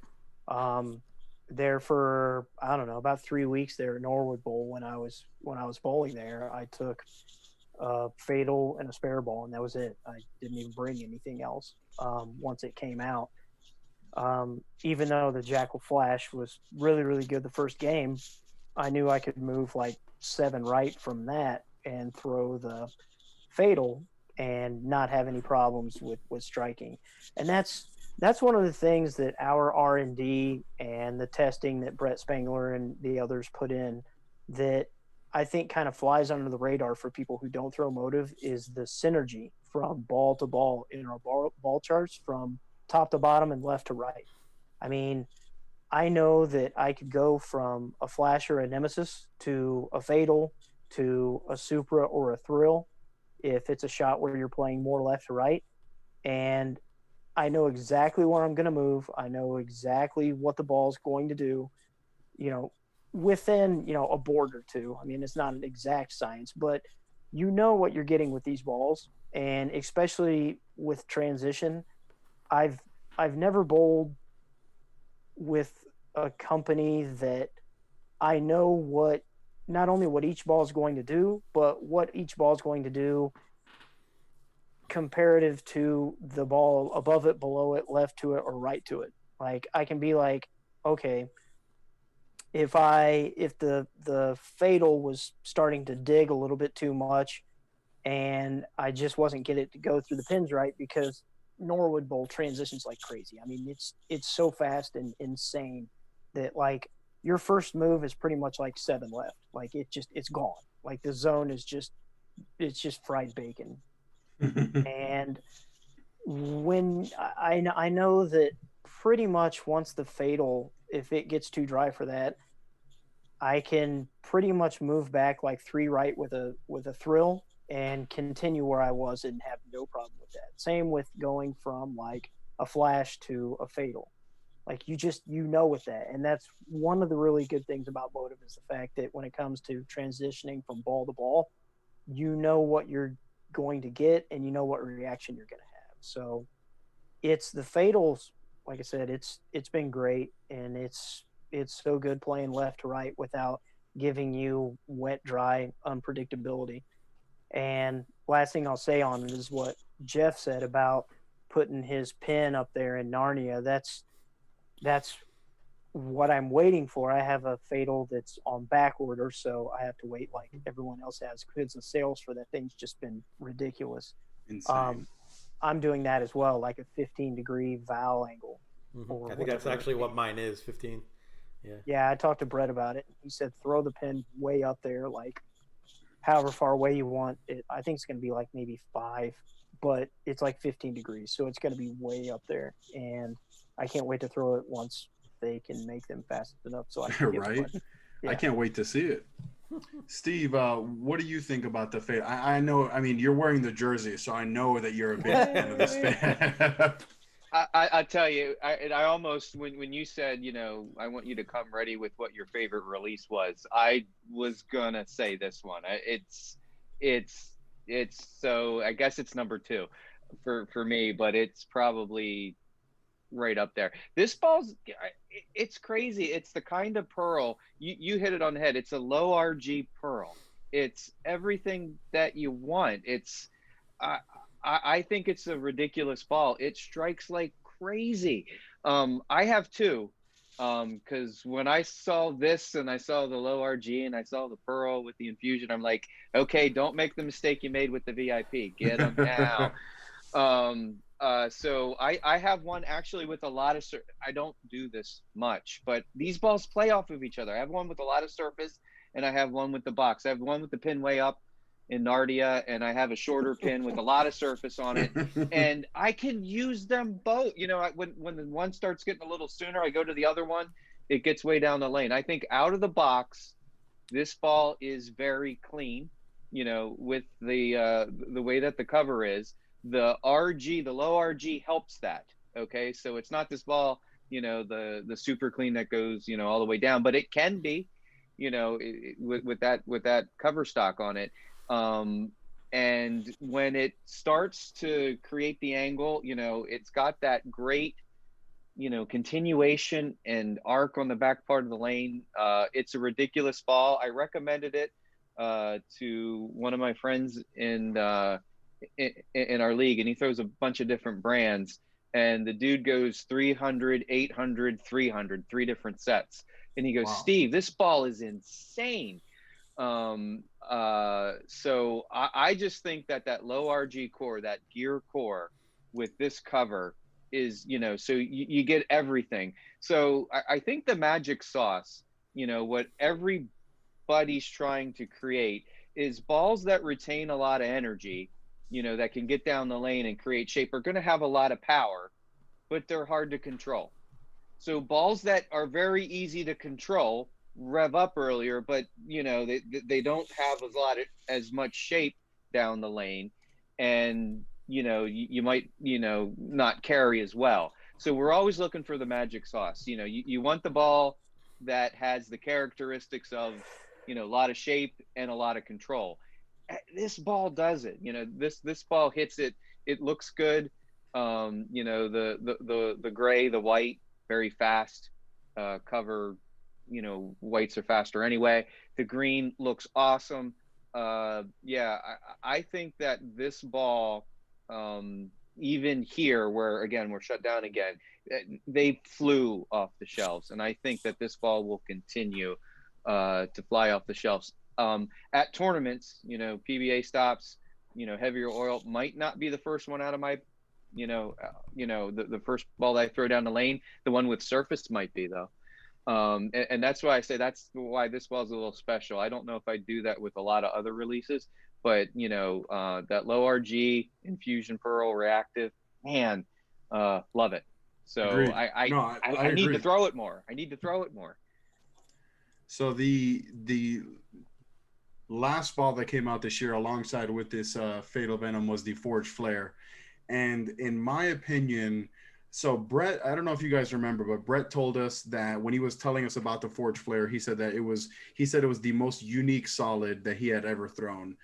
And he couldn't have been any more accurate in saying that. And I say this a lot. I know I sound like a broken record, but this Forged Flare is the earliest ball that I have ever thrown that still wants to produce shape down lane.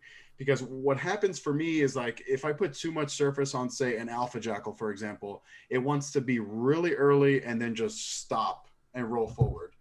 And this Forged Flare, it stops. I mean, it sticks to the lane like glue, but still wants to shape down lane.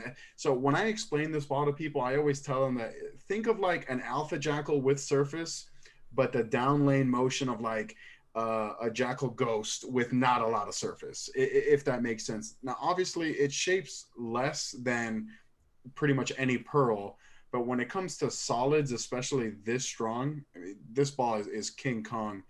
Jeff, I'll let you start. What do you think about the Forged Flare? I love it because I can throw this thing as hard as I want.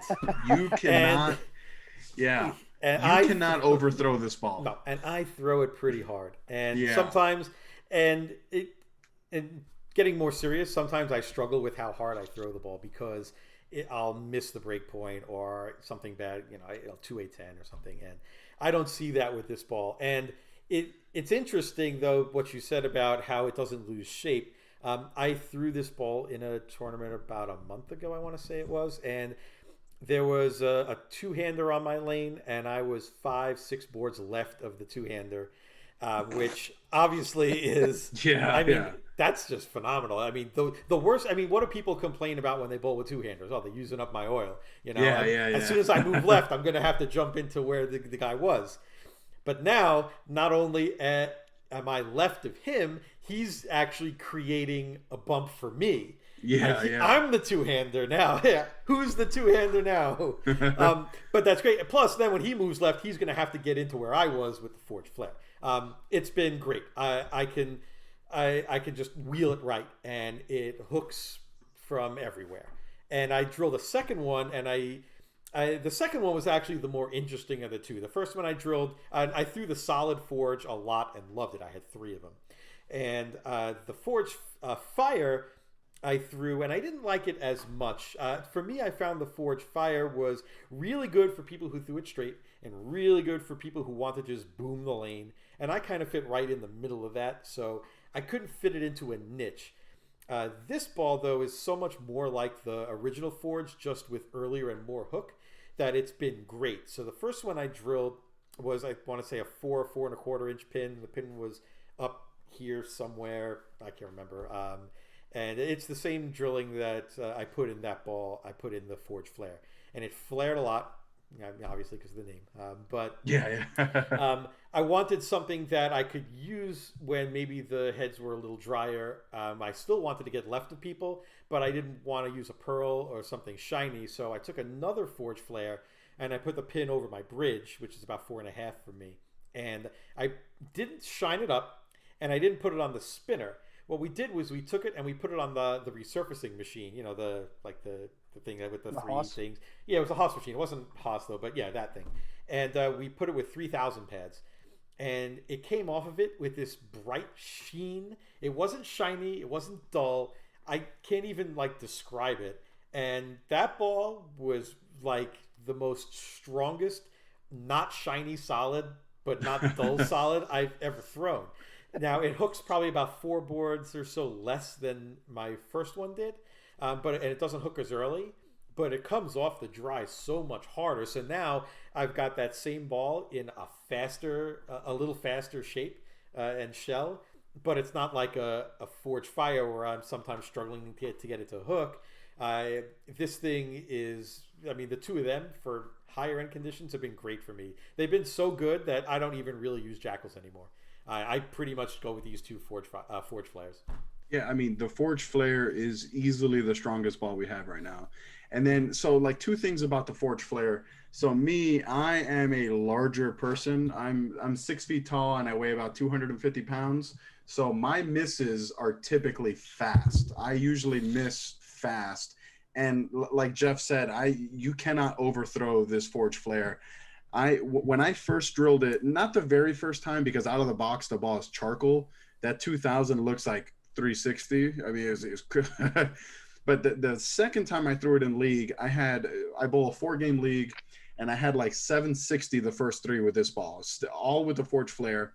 And game 4, I shot like 210 or something, and I left 4 9-pins where the Forge Flare was running over the 8-pin, sliding in the left gutter. Like, to me, that doesn't make sense. Like, a ball that strong shouldn't be running over an 8-pin in a game 4 with, 7 other people on the pair.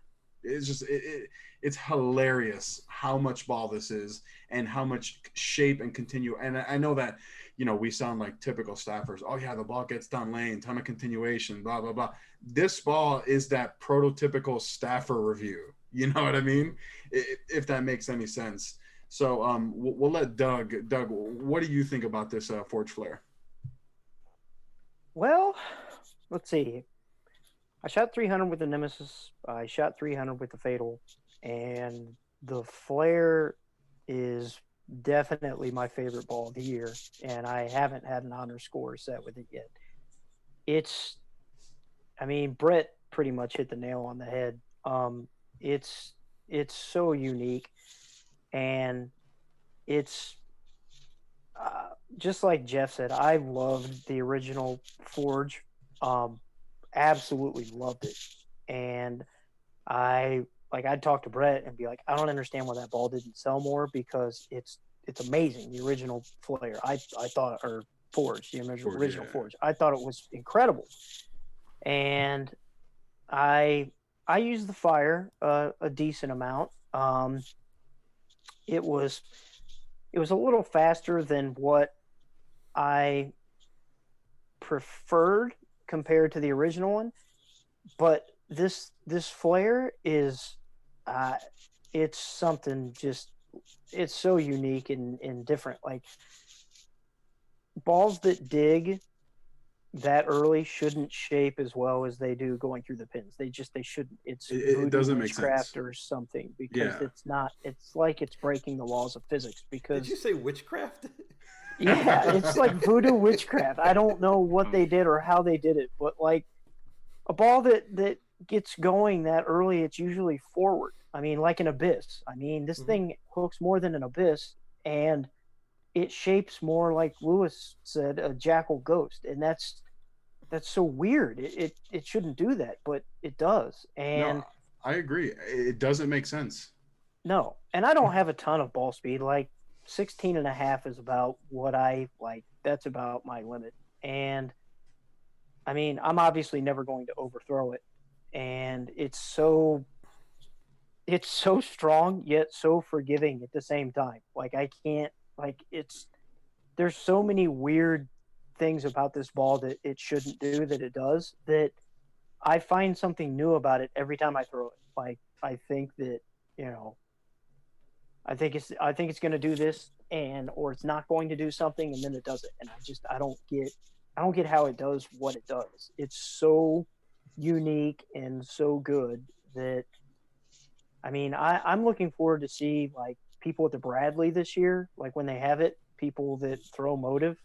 Like, I can't wait to see what, like, a Flare does at the Bradley, because nothing hooks at the Bradley. Yeah, but yeah. That Flare, I think, is going to be really, really good for people at the Bradley. So it's definitely my favorite release of the year. and I love the way it looks going down lane. Yeah.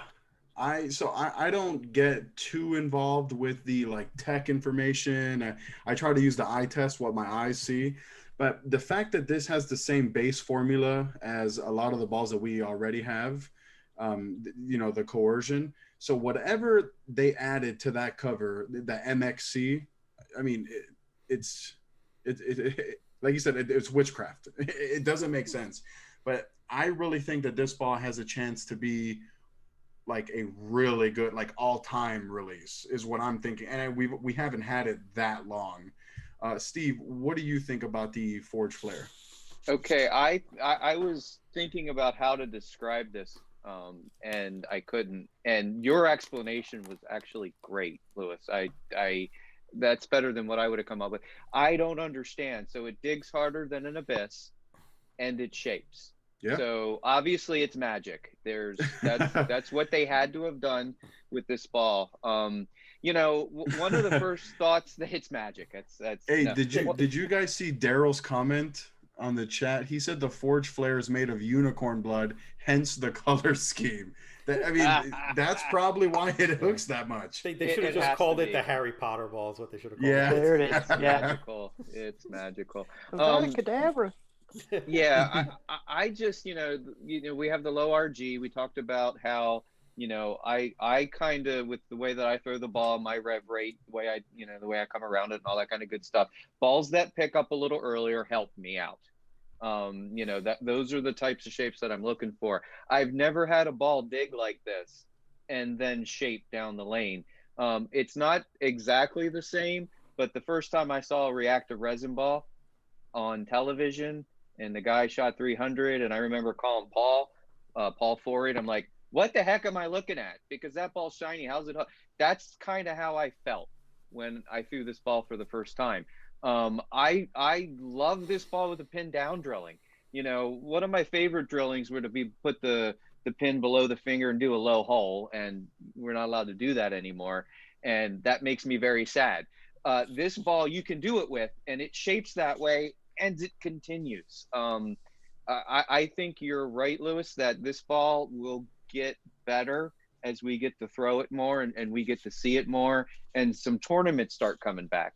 So, when we get to see this ball on television, in the tournaments that are coming up, like the Players Championship and all that, I can't wait to see how this ball's going to roll on some of those conditions. I haven't had a whole lot of tournament experience with this ball, but I got it a whole zone and a couple boards more than my alpha. It is a lot of ball, but it shapes a little bit. It continues like nobody's business. And when you're on an over under, if you get it out into the dry, because it's so strong, it's not sideways. There's no such thing as over under with the Forge Flare. Yeah, it really is. Now, the other thing that I'd like to say is this cover, as with all covers, I'm a stickler with the cover. I'm always making sure that they're clean and they're where I want them and they're duller or shinier.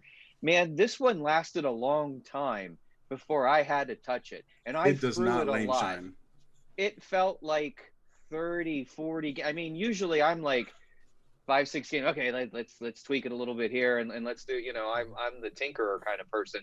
That I left alone for a really, really long time, and I thought, oh well, it's starting to shape just a little bit differently.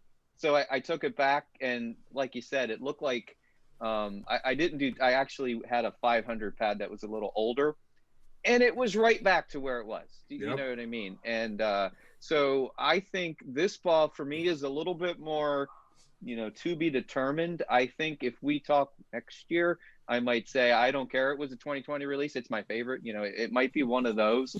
I'm excited, I with this technology, this particular year, when this technology came out, what are they going to do now? I can't even begin to imagine, the where we're going to go from here.